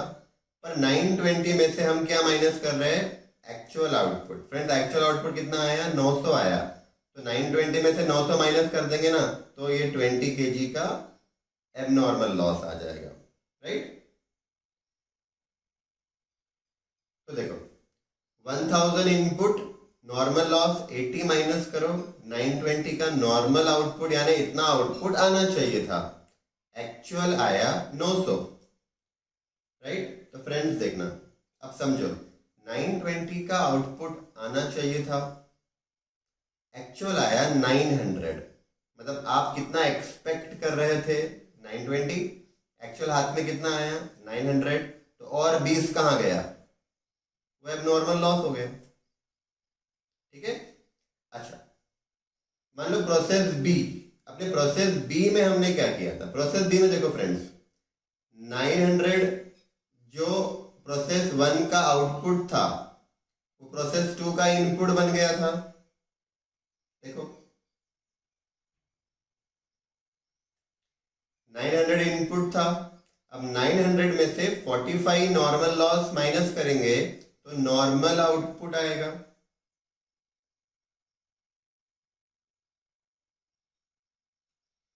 45 माइनस किया तो नॉर्मल लॉस माइनस करेंगे 45, तो फ्रेंड्स नॉर्मल आउटपुट आएगा, राइट।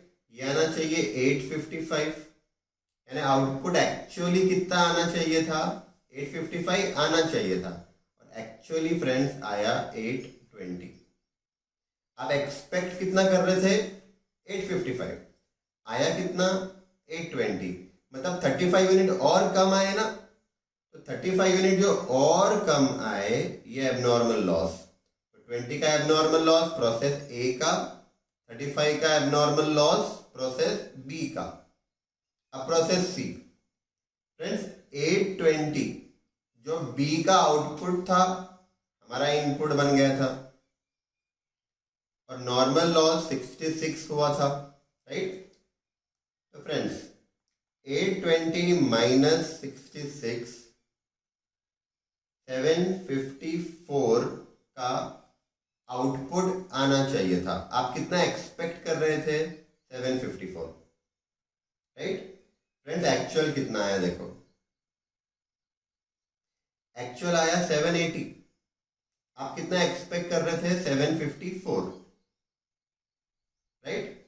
देखो 820 इनपुट, 820 में से 66 नॉर्मल लॉस गया, 754 आप एक्सपेक्ट कर रहे थे, एक्चुअल आया 780, राइट। तो फ्रेंड्स देखो एक्चुअल अगर 780 इसमें से माइनस कर देंगे, एक्चुअल 780 इसमें से माइनस कर दो, राइट। तो फ्रेंड्स 26 का बैलेंस बच रहा है। अब आप समझो फ्रेंड्स आप कितना एक्सपेक्ट कर रहे थे, 754, you were expecting output of 754 but the actual output arrived was 780।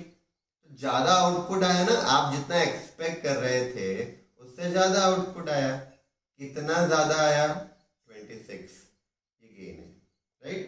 तो this is gain, abnormal gain. तो फ्रेंड्स हम लोग स्टेप नंबर 3 देख रहे हैं, स्टेप नंबर 3 के अंदर, राइट, हमने अभी तक एबनॉर्मल लॉस या एबनॉर्मल गेन का यूनिट फाइंड आउट किया, ठीक है, यूनिट्स फाइंड आउट किया। अब फ्रेंड्स हमको अमाउंट चाहिए ना, एबनॉर्मल लॉस का यूनिट तो आ गया, जैसा मान लो प्रोसेस ए का 20 यूनिट आ गया। अब अमाउंट फाइंड आउट करना है एबनॉर्मल लॉस का, क्योंकि रिकॉर्डिंग तो अमाउंट की होनी है ना, एंट्री तो अमाउंट की पास करेंगे। तो अमाउंट कैसे बनाएंगे, अभी तो यूनिट्स मिला, तो फ्रेंड्स इसको कॉस्ट पर यूनिट से मल्टीप्लाई करना पड़ेगा ना। जैसे 20 यूनिट्स मिला, अगर मैं 20 यूनिट्स क्वांटिटी है, इसको अगर कॉस्ट पर यूनिट से मल्टीप्लाई करूंगा तो एबनॉर्मल लॉस का वैल्यू मिलेगा। ये वैल्यू हमको फाइंड करना है एबनॉर्मल लॉस का या एबनॉर्मल गेन का। तो वैल्यू कैसे फाइंड आउट करेंगे, राइट। तो वैल्यू फाइंड करने के लिए पहले हमको फाइंड करना पड़ेगा कॉस्ट पर यूनिट। देखो वर्किंग नोट नंबर 1 में हमने क्या फाइंड आउट किया, एबनॉर्मल लॉस हुआ या गेन हुआ, यूनिट्स। अब वर्किंग नोट नंबर 2 में हम फाइंड कर रहे हैं कॉस्ट पर यूनिट, मतलब एक यूनिट का कॉस्ट, राइट। तो फ्रेंड देखो कैसे फाइंड आउट करेंगे। Working note number 2, cost per unit, cost per unit is equal to total cost minus scrap value of normal loss.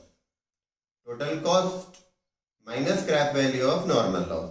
Friend देखो टोटल कॉस्ट, ये debit के सारे कॉस्ट आप ऐड कर लेना, प्रोसेस अकाउंट के डेबिट के सारे cost, material, labour, overheads, debit के सारे खर्चे आप ऐड कर लो। क्रेडिट साइड में देखो यहाँ पे हमने स्क्रैप वैल्यू दिखाई थी, नॉर्मल लॉस की स्क्रैप वैल्यू, ये हमको माइनस करना है। अब फ्रेंड्स क्यों माइनस कर रहे हैं, तो सिंपल है, डेबिट में सारा खर्चा हुआ, एक्सपेंसेस इनकर हुआ और स्क्रैप वैल्यू रियलाइज हुई, पैसा आया ना, स्क्रैप वैल्यू तो पैसा आया, नॉर्मल लॉस बेच के स्क्रैप वैल्यू हमको मिला, राइट। तो वो हमको लेस करना पड़ेगा, कॉस्ट हमारी कम करनी पड़ेगी ना। तो टोटल कॉस्ट में से स्क्रैप वैल्यू माइनस कर दिया।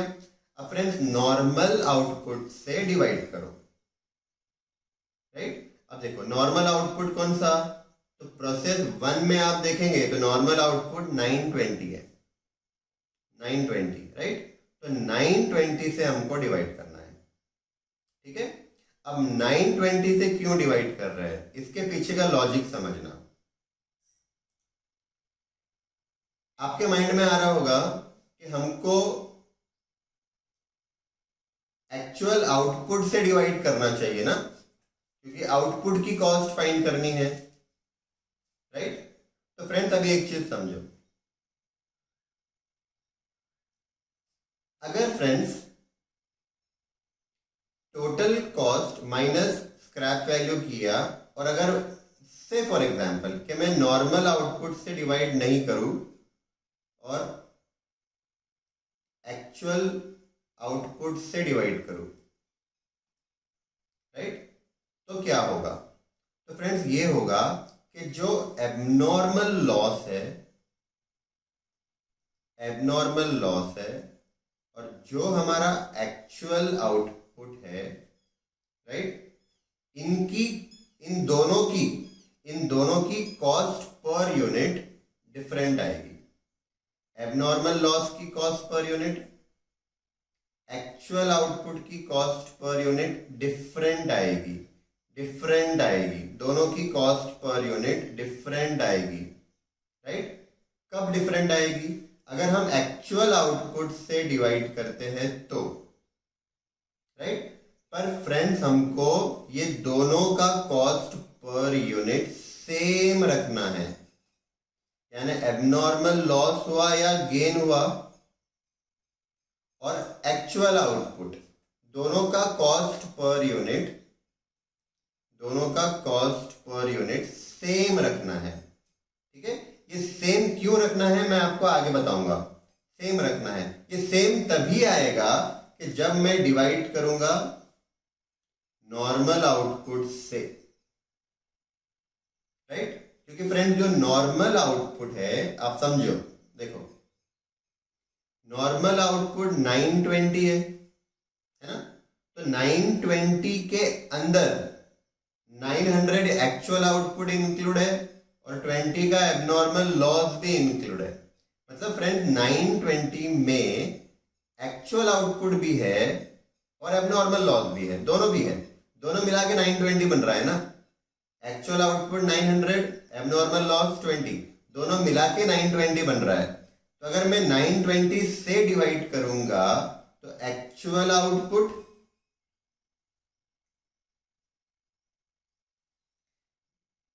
आउटपुट और एबनॉर्मल लॉस दोनों की कॉस्ट पर यूनिट सेम आएगी।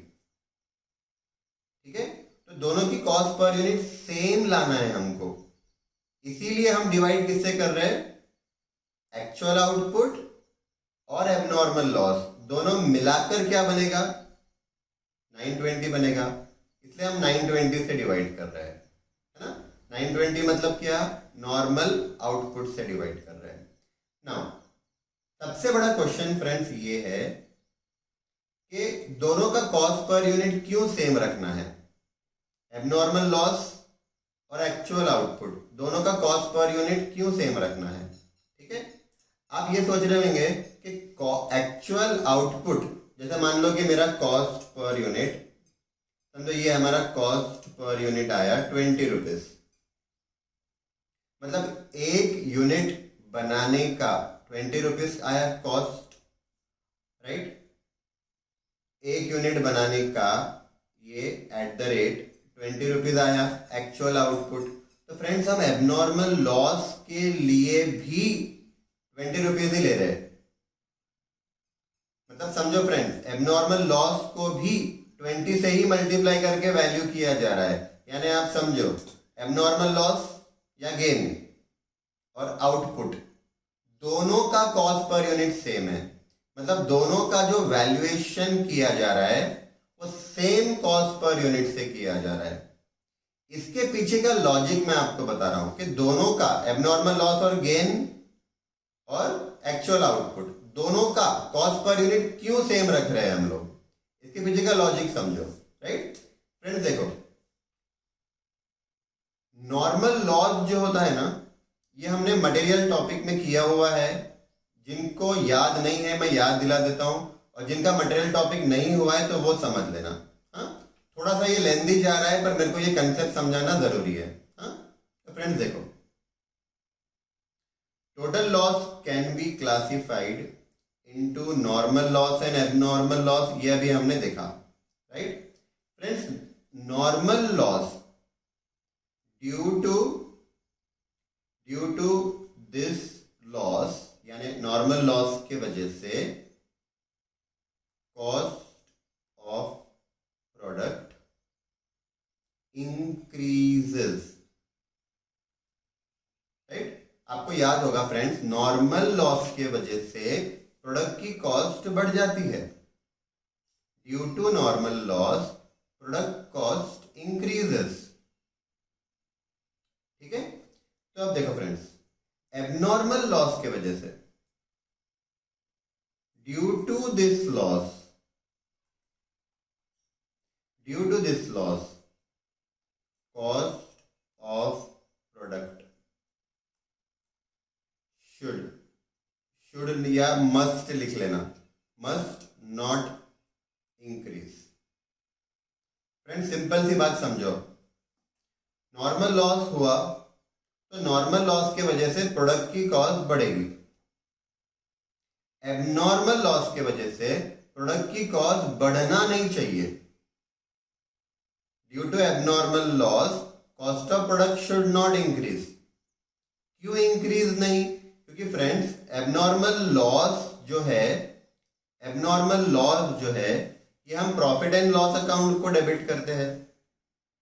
याद होगा हमने अभी तक पूरे कॉस्ट अकाउंटिंग में यही काम किया है।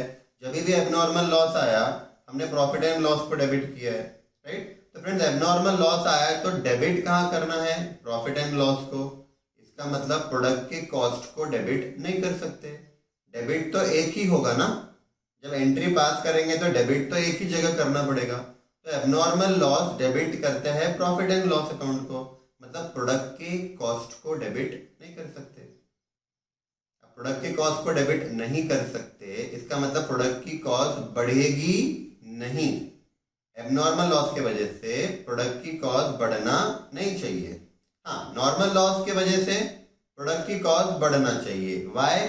बिकॉज नॉर्मल लॉस के वैल्यू को P&L को डेबिट नहीं किया जाता है, प्रोडक्ट के कॉस्ट को डेबिट किया जाता है, राइट। तो due to normal loss cost of product increases, due to abnormal loss cost of product should not change. अब फ्रेंड्स मैथमेटिकली बता रहा हूं, थोड़ा सा सोचो, मैथमेटिक्स की कैप पहन लो और समझो कि अगर मुझे एबनॉर्मल लॉस के वजह से प्रोडक्ट की कॉस्ट इंक्रीज नहीं करना है तो दोनों की कॉस्ट पर यूनिट सेम रखना पड़ेगा। समझ रहे हैं? अब देखो, अगर मैं आपको प्रोसेस अकाउंट बताऊं तो फ्रेंड्स स्टेप नंबर 3 चल रहा है, मैं आपको वो पॉइंट वापस से एक बार बताऊंगा, ठीक है। स्टेप नंबर 3 हमारा चल रहा है। स्टेप नंबर 3 में हमने अभी तक क्या किया? स्टेप नंबर 3 कैलकुलेट, स्टार्ट करो लिखना मेरे साथ, कैलकुलेट एबनॉर्मल लॉस और गेन, राइट।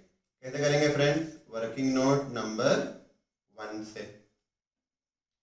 फिर से एक बार रिवाइज करा रहा हूं, वापस सुनो ध्यान से, राइट। और अगर पॉसिबल है तो आप बोलो, हाँ थोड़ा सा लाउडली बोलेंगे तो आपको लर्न हो जाएगा। वर्किंग नोट नंबर 1 से हम एबनॉर्मल लॉस और गेन के यूनिट्स फाइंड करते हैं। कैसे? स्टार्ट करेंगे इनपुट से, इनपुट में से नॉर्मल लॉस माइनस करेंगे, नॉर्मल आउटपुट आएगा, नॉर्मल आउटपुट में से एक्चुअल आउटपुट लेस करो, एबनॉर्मल लॉस या गेन आपको मिल जाएगा, right. And cost per unit, right, and cost per unit, और cost per unit working note number 2 करके कैसे किया था हमने? कैसे किया था? Total cost minus scrap value divided by normal output. Normal output से क्यों डिवाइड कर रहे हैं? अब मैं आपको लिंक कर रहा हूं, हाँ। नॉर्मल आउटपुट से क्यों डिवाइड कर रहे हैं? ताकि एबनॉर्मल लॉस और गेन और आउटपुट, राइट, दोनों की कॉस्ट पर यूनिट सेम आए। कॉस्ट पर यूनिट सेम लाना है, इसलिए नॉर्मल आउटपुट से डिवाइड कर रहे हैं। कॉस्ट पर यूनिट क्यों सेम लाना है? ताकि एबनॉर्मल लॉस के वजह से प्रोडक्ट की कॉस्ट इंक्रीज नहीं हो, राइट। अब बहुत से बच्चों के माइंड में चल रहा होगा, दोनों की कॉस्ट पर यूनिट सेम रखने से प्रोडक्ट की कॉस्ट पर यूनिट कैसे कांस्टेंट रहेगी, राइट। तो मैं आपको बताता हूं, ध्यान से देखना। ये हमारा प्रोसेस अकाउंट है, एबनॉर्मल लॉस हमने फाइंड आउट किया, एबनॉर्मल लॉस हमने फाइंड आउट किया, units working note number 1, working note number 2 से कॉस्ट पर यूनिट फाइंड किया, दोनों को मल्टीप्लाई करेंगे तो वैल्यू आ जाएगा एबनॉर्मल लॉस का, राइट। अब देखो फ्रेंड्स, एबनॉर्मल लॉस से लॉस हुआ यानी हमारे पास से इनपुट गया, रॉ मटेरियल गया, तो फिर क्रेडिट करना पड़ेगा, है ना। तो क्रेडिट साइड देखो, by abnormal loss, right. Working note number 1 से जो यूनिट्स हमको मिले वो हमने यूनिट्स कॉलम में लिखे, जैसा 20 यूनिट्स आया था। और cost per unit working note number 2 से हमने बताया था, है ना, ये आया था, ये भी 20 रुपीज लिखा मैंने, 20 रुपीज कॉस्ट पर यूनिट। तो इन दोनों को मल्टीप्लाई करेंगे फ्रेंड तो वैल्यू आ जाएगी, अमाउंट कॉलम में इसकी वैल्यू लिख लेंगे, ठीक है। अच्छा, अभी एक चीज आप समझो, अगर मैंने एबनॉर्मल लॉस को पर यूनिट 20 से मल्टीप्लाई नहीं किया होता, कम प्राइस से वैल्यू किया होता, मान लो 10 रुपए से किया होता, है ना। अभी यहां पे हमारा 20 यूनिट्स है और कॉस्ट पर यूनिट ₹20 आया था, तो 20 इंटू 20 करके ये 400 रुपए अपना एबनॉर्मल लॉस का वैल्यू आ गया, ठीक है। अब मान लो कि अगर मैं ये 20 से मल्टीप्लाई नहीं करूं, मतलब कॉस्ट पर यूनिट अगर 20 से कम रखता हूं, राइट, 10 रुपए रखता हूं, हाँ, तो क्या होगा फ्रेंड्स, 20 यूनिट्स इंटू 10, तो ये 200 रुपए हो जाएगा, राइट। अब आप समझो फ्रेंड्स, मैं टोटल कॉस्ट में से, टोटल कॉस्ट डेबिट साइड में से अगर 200 रुपए कम करूंगा ना, तो जो बैलेंस आएगा वो ज्यादा आएगा, राइट। बैलेंसिंग फिगर ज्यादा आएगा। अगर 400 लिखा, क्रेडिट साइड में अमाउंट अगर 400 लिखा, तो बैलेंसिंग अमाउंट कम आएगा। मतलब क्रेडिट साइड में अगर मैं 200 रुपये लिखता हूं तो मेरा बैलेंसिंग अमाउंट बढ़ जाएगा। और फ्रेंड, जो बैलेंसिंग अमाउंट है वो हमारा आउटपुट का कॉस्ट है। देखो आप, by next process account, bracket में क्या लिखा हमने, output transfer to next process. तो जो फाइनल आउटपुट है हमारा वो क्रेडिट से, हमारे प्रोसेस के क्रेडिट से दूसरे प्रोसेस के डेबिट में जा रहा है। तो ये बैलेंसिंग अमाउंट जो हमको मिलेगा ये हमारे आउटपुट का कॉस्ट मिलेगा। तो अगर मैंने 400 की जगह 200 लिखा होता ना, तो फ्रेंड्स हमारे आउटपुट की कॉस्ट बढ़ जाती थी।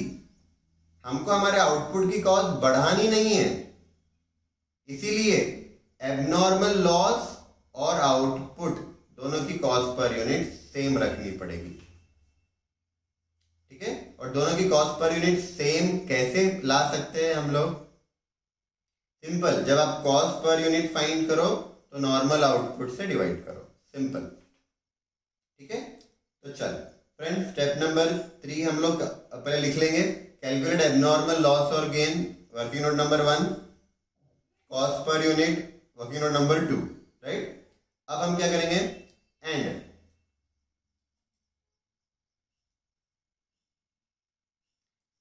Credit abnormal loss to process account. Abnormal loss हुआ तो प्रोसेस अकाउंट को क्रेडिट करो, and debit to process account abnormal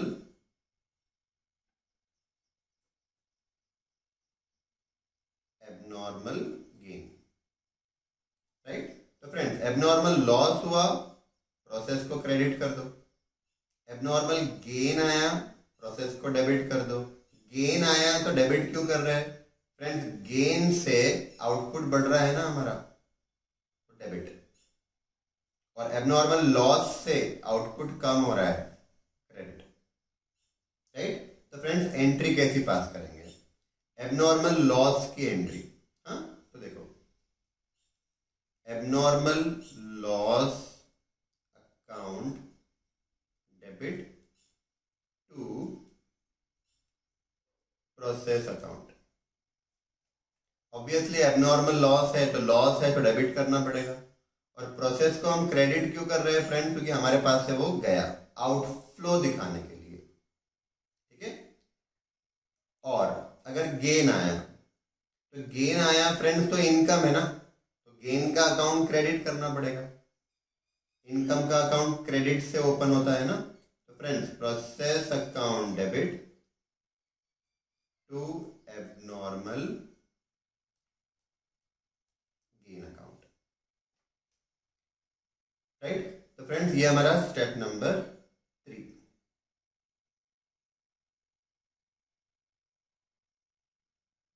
step number 3।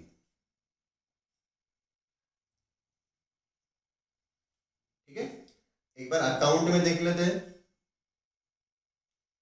मैं आपको सारे स्टेप्स वापस बता रहा हूं, देखो। Step number 1, debit all expenses to process account, right. Step number 2, process को हम क्रेडिट करेंगे नॉर्मल लॉस अकाउंट, है ना। नॉर्मल लॉस कैलकुलेट कैसे करेंगे? जो परसेंटेज दिया हुआ रहेगा उसको इनपुट से मल्टीप्लाई करेंगे, राइट। तो input multiplied by percentage of normal loss. तो फ्रेंड्स, हमको यूनिट्स मिल जाएगा, नॉर्मल लॉस इज यूनिट्स।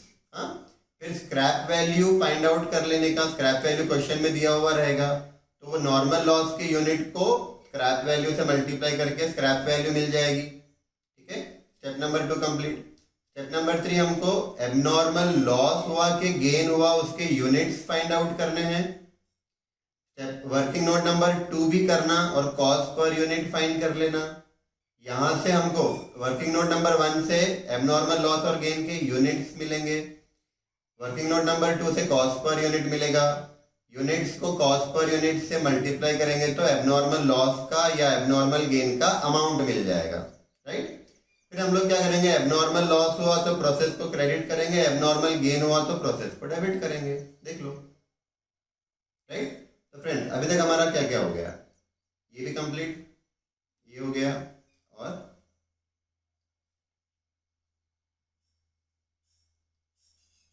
ये भी हो गया, राइट। तो चल स्टेप नंबर 3 हमारा कंप्लीट हो गया फ्रेंड्स। अब स्टेप नंबर 4। अच्छा, स्टेप नंबर 3 में जो हमने एंट्री पास की है, abnormal loss account debit to process ना, तो देखो यहाँ पे हमने प्रोसेस को क्रेडिट किया, एबनॉर्मल लॉस अकाउंट को डेबिट करेंगे, ये हमारा सेकेंड इफेक्ट है। एबनॉर्मल लॉस अकाउंट को डेबिट हुआ और प्रोसेस को क्रेडिट, राइट। अच्छा, एबनॉर्मल गेन की एंट्री कैसी पास की थी, प्रोसेस अकाउंट डेबिट, देखो यहां से, process account debit, abnormal gain account credit करना पड़ेगा बाय प्रोसेस अकाउंट, राइट। तो ये अकाउंट हमको बनाना है साइमल्टेनियसली पोस्टिंग करते जाने की, राइट। तो चल फ्रेंड्स, लास्ट स्टेप है हमारा स्टेप नंबर 4। तो आ जाओ step number 4, close the process account and find balancing units and find balancing units, right.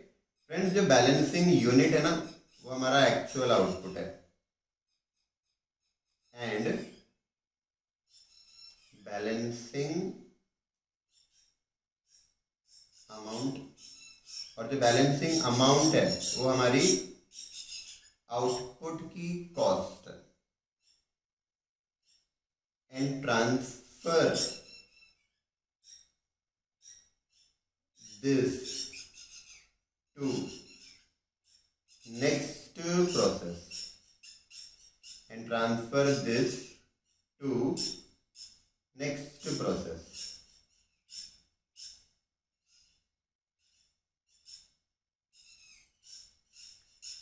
Right. तो प्रोसेस अकाउंट को क्लोज करेंगे, हाँ, बैलेंस करेंगे तो बैलेंसिंग यूनिट आएगा और बैलेंसिंग अमाउंट आएगा, राइट। तो फ्रेंड्स देखो, लास्ट स्टेप है हमारी, प्रोसेस अकाउंट को क्लोज किया, बैलेंसिंग यूनिट्स आएगा, राइट, यहाँ पे है ना। तो फ्रेंड्स ये जो बैलेंसिंग यूनिट्स आएगा ना, ये हमारा एक्चुअल आउटपुट आया। हमारे एग्जाम्पल में याद करो, प्रोसेस ए का एक्चुअल आउटपुट 900 यूनिट्स था ना, वो हमको यहाँ पे बैलेंस मिलेगा, ठीक है। अच्छा, और यहाँ जो बैलेंस अमाउंट आएगा ना फ्रेंड्स, वो ये 900 यूनिट्स का कॉस्ट आएगा। अब फ्रेंड्स याद करो, एक प्रोसेस का आउटपुट दूसरे प्रोसेस का इनपुट बनेगा, राइट। तो मान लो ये हमारा प्रोसेस ए अकाउंट है, अब इसके बाद प्रोसेस बी अकाउंट रहेगा। तो फ्रेंड्स ए का आउटपुट और उसकी कॉस्ट बी को ट्रांसफर कर दो, ठीक है। तो हमारी एंट्री कैसी बनेगी, process B account debit to process A account. Friends step number 4 में हमने प्रोसेस ए अकाउंट का बैलेंस किया, बैलेंसिंग आउटपुट और उसकी कॉस्ट फाइंड आउट की, ये हमारा प्रोसेस ए का आउटपुट है, प्रोसेस बी का इनपुट बन जाएगा, राइट।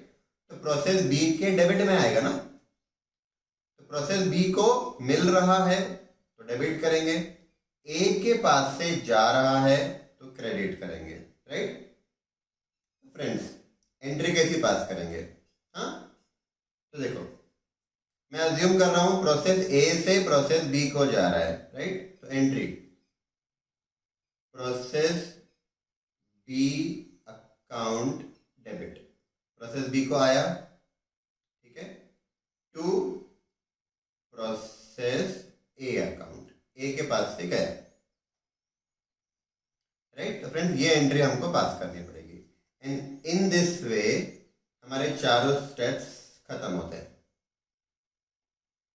ठीक है, तो फटाफट मैं आपको चारों स्टेप्स रिवाइज करा रहा हूं और फिर हमको अभी एबनॉर्मल लॉस और एबनॉर्मल गेन अकाउंट क्लोज करना है, राइट। तो friends, step number 1, debit all expenses to process account, right. Step number 2, normal loss account, normal loss और उसकी स्क्रैप वैल्यू हमको प्रोसेस को क्रेडिट करना है। क्यों क्रेडिट करना है? क्योंकि नॉर्मल लॉस लॉस है, लॉस हमारा रॉ मटेरियल कम करेगा, हमारा इनपुट को कम करेगा, तो क्रेडिट करना पड़ेगा। फ्रेंड्स, सेकेंड इफेक्ट हमने लिया था, देखो नॉर्मल लॉस अकाउंट को डेबिट किया था। ठीक है, उसके बाद स्टेप नंबर 3, स्टेप नंबर 3 में फ्रेंड्स हम लोग 2 वर्किंग नोट करेंगे। सबसे पहले हम लोग एबनॉर्मल लॉस या गेन का यूनिट फाइंड आउट करेंगे। वर्किंग नोट नंबर 2 से कॉस्ट पर यूनिट फाइंड करेंगे। ये यूनिट्स को कॉस्ट पर यूनिट से मल्टीप्लाई करेंगे तो एबनॉर्मल लॉस और गेन का वैल्यू मिल जाएगा। ठीक है फ्रेंड्स, अब एबनॉर्मल लॉस आया तो प्रोसेस को क्रेडिट, गेन आया तो प्रोसेस को डेबिट, राइट। मैंने एंट्री भी आपको बताई। अब प्रोसेस अगर एबनॉर्मल लॉस आया तो प्रोसेस को क्रेडिट, पहला इफेक्ट, और एबनॉर्मल लॉस अकाउंट को डेबिट। तो मैं राइट टिक करके रख रहा हूं जो जो हमने पोस्टिंग कर लिया है। ठीक है, अच्छा, और अकाउंट में से भी ये हमने बैलेंसिंग का पोस्टिंग कर लिया, राइट। चल, अगर एबनॉर्मल गेन आया था तो प्रोसेस को डेबिट किया, एक इफेक्ट, और एबनॉर्मल गेन को क्रेडिट करेंगे, दूसरा इफेक्ट, राइट। तो जो मैंने राइट की है ना फ्रेंड्स, वो सारी पोस्टिंग हमारी हो गई है। अब हम देख रहे थे लास्ट स्टेप हमारा क्या है फ्रेंड्स, प्रोसेस अकाउंट क्लोज करो, राइट। आउटपुट आएगा बैलेंस, आउटपुट की कॉस्ट आएगी, ये हमको नेक्स्ट प्रोसेस को ट्रांसफर कर देना है। फिर जो नेक्स्ट प्रोसेस रहेगा ना, प्रोसेस बी, उसको यही 4 स्टेप फॉलो करना है। फिर उसका जो आउटपुट आएगा, बी का आउटपुट 4th स्टेप से वो प्रोसेस सी को जाएगा। फिर प्रोसेस सी में वही 4 स्टेप्स हमको फॉलो करनी है। ठीक है, तो चलो अब हम लोग फ्रेंड्स देख रहे हैं एबनॉर्मल लॉस अकाउंट और एबनॉर्मल गेन अकाउंट को कैसे क्लोज करना। तो फ्रेंड्स देखो, हमने एबनॉर्मल लॉस का यूनिट्स और उसका अमाउंट ये हमने प्रोसेस अकाउंट के क्रेडिट से लाया था। देखो यहाँ पे प्रोसेस को क्रेडिट किया था, एक इफेक्ट, और फ्रेंड्स दूसरा इफेक्ट एबनॉर्मल लॉस को डेबिट किया। ठीक है, अब सपोज मैं एग्जांपल ले रहा हूं कि हमारा एबनॉर्मल लॉस 20 यूनिट्स आया था। देखो वो हमने यहां पर भी किया था वर्किंग, 20 यूनिट्स आया था। और मान लो हमारी cost per unit, right, cost per unit, मैं थोड़ा सा इसको चेंज कर देता हूं, 20 आपको कंफ्यूज कर देगा। तो समझो कि कॉस्ट पर यूनिट हमारा 10 रुपीज आया। ठीक है, तो फ्रेंड्स हमने प्रोसेस के क्रेडिट साइड क्या रिकॉर्ड किया होगा, यहाँ पे 20 यूनिट्स रिकॉर्ड किया होगा, और कॉस्ट पर यूनिट @10 था, यानी अमाउंट हमने 200 रिकॉर्ड किया होगा, राइट। तो फ्रेंड्स देखो, अब दूसरा इफेक्ट वही आएगा, सेम 20 यूनिट्स, ये @10 रुपीज, तो 200 रुपीज का हमारा प्रोसेस के क्रेडिट से यहाँ पे अमाउंट आया, ये हमने सेकेंड इफेक्ट लिया। नाउ द क्वेश्चन इज कि मैं इसको क्लोज कैसे करूंगा, राइट। तो फ्रेंड्स आप समझो, जो नॉर्मल लॉस है और एबनॉर्मल लॉस है, दोनों ही लॉस है। देखो यहां पर हमारे एग्जाम्पल में फ्रेंड्स, ये देखो हमारे एग्जाम्पल में 100 kg का लॉस आया था, 100 में से 80 नॉर्मल था, 20 एबनॉर्मल था, राइट। तो ये मत समझो कि जो नॉर्मल लॉस है वो कम खराब है, एबनॉर्मल लॉस ज्यादा खराब हो गया, राइट। तो दोनों लॉस की जो क्वालिटी है ना वो सेम है। नॉर्मल लॉस जितना खराब है, एबनॉर्मल लॉस उतना खराब है, राइट। जितना डैमेज है, तो नॉर्मल में जितना डैमेज है ना उतना ही एबनॉर्मल में डैमेज है। इसका मतलब फ्रेंड्स, नॉर्मल लॉस को हमने मार्केट में स्क्रैप वैल्यू से बेचा था, तो एबनॉर्मल लॉस को भी वही स्क्रैप वैल्यू से बेचना पड़ेगा ना, राइट। तो फ्रेंड्स आप समझो हम क्या करेंगे,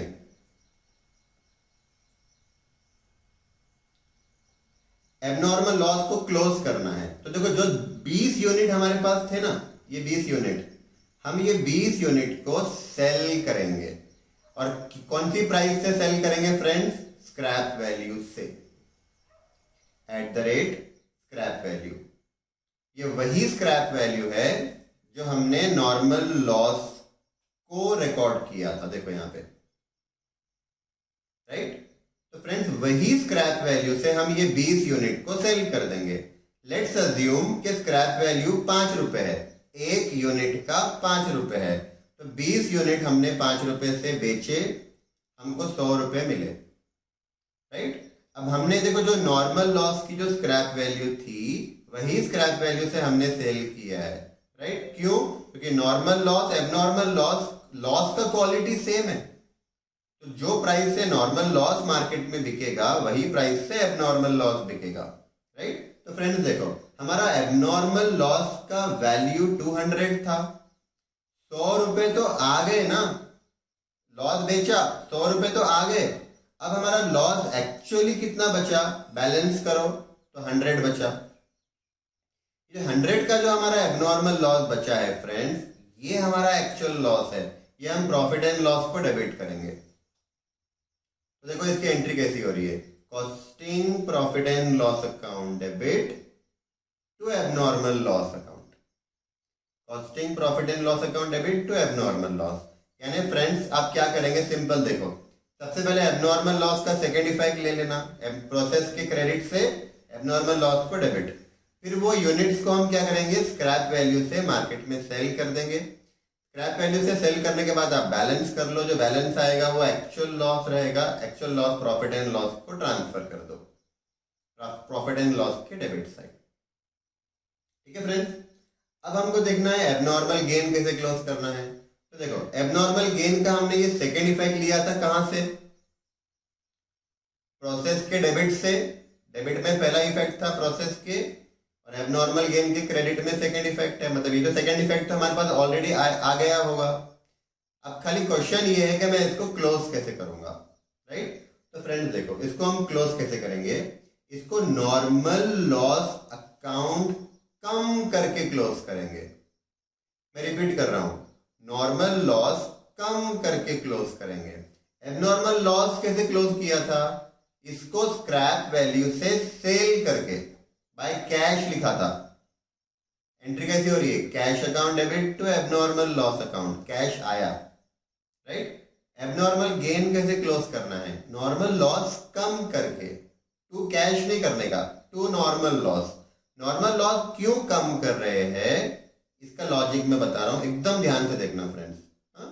प्रोसेस सी में देखना, 820 इनपुट था, राइट, 66 का नॉर्मल लॉस। प्रोसेस सी में एबनॉर्मल गेन है यहाँ पर 26 यूनिट, राइट। और फ्रेंड्स हमारा फाइनल आउटपुट था 780, ठीक है। अब ये एग्जांपल था हमारा प्रोसेस सी का। तो फ्रेंड्स समझना, 820 इनपुट था, राइट। मेरा माउस मैं वही पॉइंट पर रख रहा हूं जो मुझे एक्सप्लेन करना है, तो आप माउस कर्सर को फॉलो करो। फ्रेंड्स 820 इनपुट था, 780 आउटपुट था, फाइनल आउटपुट। Input 820, output 780। इसका डिफरेंस निकालेंगे तो टोटल लॉस आना चाहिए 40 यूनिट का, राइट। तो फ्रेंड्स नॉर्मल लॉस हुआ कितना, 40 का। इनपुट माइनस आउटपुट, 40 का लॉस हुआ, पर हमने नॉर्मल लॉस दिखाया कितना, 66 दिखाया। फ्रेंड्स नॉर्मल लॉस 66 हुआ ही नहीं, नॉर्मल लॉस 40 का जो हुआ, तो 66 का क्यों दिखाया, हमने वो परसेंटेज के हिसाब से ले लिया था ना, राइट। तो 66 तो हुआ ही नहीं। इसका मतलब फ्रेंड्स मैंने 26 यूनिट का नॉर्मल लॉस ज्यादा दिखाया है। प्रोसेस अकाउंट में 26 यूनिट का नॉर्मल लॉस ज्यादा दिखाया। मैं फिर से रिपीट कर रहा हूं, ध्यान से देखो, 820 इनपुट, 780 आउटपुट, 40 का टोटल लॉस हुआ। ये 40 का मेरा नॉर्मल लॉस है, एक्चुअल नॉर्मल लॉस 40 का है, पर मैंने नॉर्मल लॉस दिखाया 66। 26 यूनिट मैंने नॉर्मल लॉस ज्यादा बता दिया, और स्क्रैप वैल्यू भी मैंने 26 यूनिट का ज्यादा बता दिया। ये कम करना पड़ेगा ना, ज्यादा बता दिया तो हम क्या कर रहे हैं फ्रेंड, देखो यहाँ पे हम नॉर्मल लॉस 26 यूनिट से कम कर देंगे, राइट, और उसकी स्क्रैप वैल्यू भी 26 की जो रहेगी वो भी कम कर देंगे। यानी फ्रेंड्स प्रोसेस अकाउंट में जो हमने नॉर्मल लॉस ज्यादा बताया था, स्क्रैप वैल्यू ज्यादा बताई थी, वो हमने यहाँ पे कम कर दी, राइट। तो नॉर्मल लॉस कम कैसे हुआ देखना, abnormal gain account debit to normal loss, right. अब इसका second effect friends, normal loss account के क्रेडिट साइड जाएगा by abnormal gain account, right. ये हमने नॉर्मल लॉस कम किया, क्यों कम किया, क्योंकि प्रोसेस अकाउंट में नॉर्मल लॉस ज्यादा बता दिया था, तो हमको उसको कम करना पड़ेगा, राइट। तो ये हमने फ्रेंड्स कम कर दिया। अब जो बैलेंस बचेगा ना वो costing profit and loss account को जाएगा, वो एक्चुअल गेन कहलाएगा, राइट। तो क्रेडिट साइड में जो हमने बताया था उसको ग्रॉस गेन बोलो आप, ठीक है। और इतना नॉर्मल लॉस कम करने के बाद जो गेन बचेगा वो एक्चुअल गेन है, वो प्रॉफिट एंड लॉस को आपको क्रेडिट करना पड़ेगा। तो एंट्री बनेगी friends, abnormal gain account debit to costing profit and loss account, ठीक है। तो मैं फिर से एक बार रिपीट कर रहा हूं, ध्यान से सुनना। एबनॉर्मल लॉस कैसे क्लोज करेंगे हम लोग, तो बाय कैश करके सेल कर देना, स्क्रैप वैल्यू से सेल कर देना, सेल कर दिया, आप जो बैलेंस बचेगा वो actual loss, profit and loss को डेबिट। एबनॉर्मल गेन कैसे क्लोज करेंगे, तो नॉर्मल लॉस अकाउंट कम करो, क्यों कम करो, क्योंकि हमने बढ़ा दिया था, कम करो, और बैलेंस एबनॉर्मल गेन रहेगा, एक्चुअल एबनॉर्मल गेन रहेगा, ये प्रॉफिट एंड लॉस को यहां से क्रेडिट करना पड़ेगा, ठीक है फ्रेंड्स। तो हमारा प्रोसेस अकाउंट क्लोज हो गया, एबनॉर्मल लॉस क्लोज हो गया, एबनॉर्मल गेन क्लोज हो गया, लास्ट हमको क्लोज करना है नॉर्मल लॉस अकाउंट, राइट। तो फ्रेंड्स कैसे क्लोज करेंगे देखना, बहुत सिंपल है, ठीक है। मैं वैल्यूज कट कर दे रहा हूं, खाली आप कंसेप्ट समझो। हमने नॉर्मल लॉस अकाउंट के डेबिट में ये प्रोसेस के क्रेडिट वाला फिगर लिया था, ये वाला जो प्रोसेस के क्रेडिट में हमने दिखाया था ना बाय नॉर्मल लॉस, ये हमने इसका सेकेंड इफेक्ट हमने यहां पर लिया था डेबिट साइड में। उसके बाद एबनॉर्मल गेन अकाउंट में जो नॉर्मल लॉस कम हुआ था वो हमने सेकेंड इफेक्ट यहां पे लिया। अब हम लोग फ्रेंड्स क्या करेंगे, इसको क्लोज कर देंगे, राइट। और जो भी बैलेंसिंग अमाउंट आएगा, जो भी, ये हमारी एक्चुअल कैश अकाउंट रहेगी, एक्चुअल कैश रहेगा। फ्रेंड्स ये समझो जो बैलेंसिंग आया ना, ये नॉर्मल लॉस को एक्चुअली हमने सेल किया और सेल करके कैश आया। नॉर्मल लॉस जितना भी हुआ सारे प्रोसेस का, उसको एक्चुअली हमने सेल कर दिया मार्केट में। तो यहाँ पे सेल नहीं किया था क्या, फिर यहाँ पे हमने नॉर्मल लॉस दिखाया था ना, स्क्रैप वैल्यू भी दिखाई थी ना। तो फ्रेंड्स यहाँ पे हमने सेल नहीं किया था, सिर्फ दिखाया था, राइट, सिर्फ दिखाया था।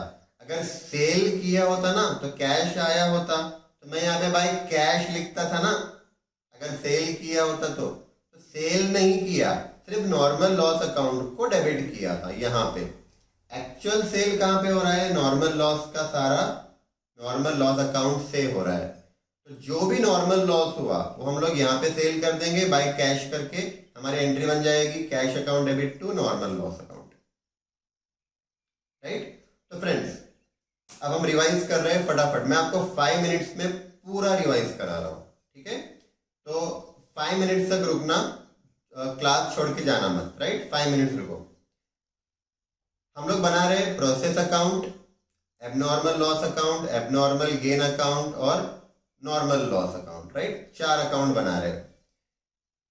प्रोसेस अकाउंट बनाने के 4 स्टेप मैंने बताया। Step number 1, debit all expenses to process account. Step number 2, process को हम क्रेडिट करेंगे नॉर्मल लॉस, उसके यूनिट्स बताएंगे, यूनिट्स कैलकुलेट करेंगे, नॉर्मल लॉस के यूनिट कैलकुलेट करेंगे इनपुट के ऊपर जो परसेंटेज दिया हुआ रहेगा, और नॉर्मल लॉस की स्क्रैप वैल्यू बताएंगे।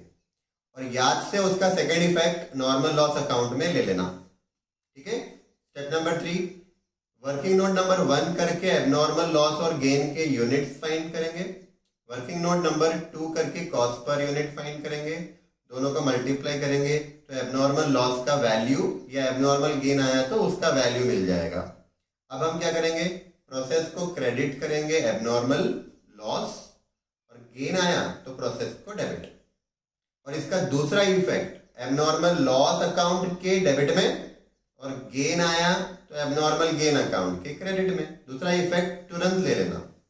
राइट। स्टेप नंबर 4, हम लोग प्रोसेस अकाउंट क्लोज करेंगे।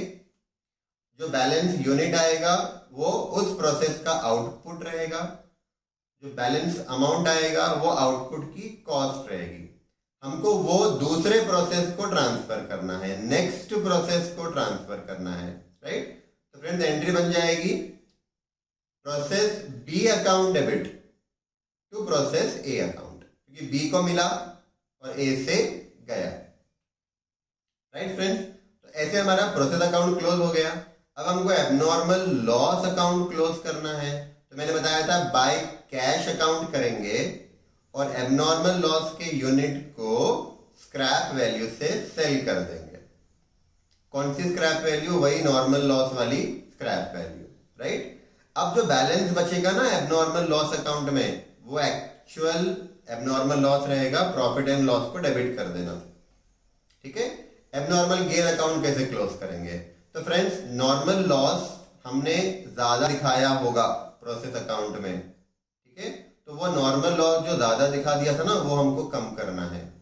तो एबनॉर्मल गेन अकाउंट को डेबिट करेंगे हम लोग टू नॉर्मल लॉस अकाउंट। जो लॉस बढ़ा दी थी वो नॉर्मल लॉस कम कर देंगे। अब एबनॉर्मल गेन अकाउंट में जो बैलेंस अमाउंट आएगा वो प्रॉफिट एंड लॉस को क्रेडिट कर दो। राइट।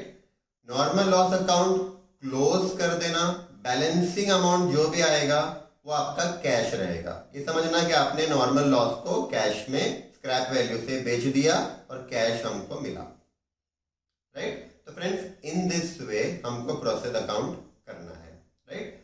फ्रेंड थोड़े से डाउट अगर है माइंड में तो वो रहेंगे, क्योंकि हमने अभी सिर्फ कंसेप्ट्स देखा है। जब तक प्रॉब्लम्स नहीं करेंगे थोड़ा बहुत डाउट रहेगा। 2 या 3 क्वेश्चन हमारे होंगे फ्रेंड्स, तो आपके 100% डाउट्स सारे क्लियर हो जाएंगे, आई कैन गारंटी। ठीक है। तो फ्रेंड्स आज की क्लास हम लोग एंड कर रहे हैं। नेक्स्ट क्लास से हम लोग डायरेक्टली प्रॉब्लम स्टार्ट करेंगे।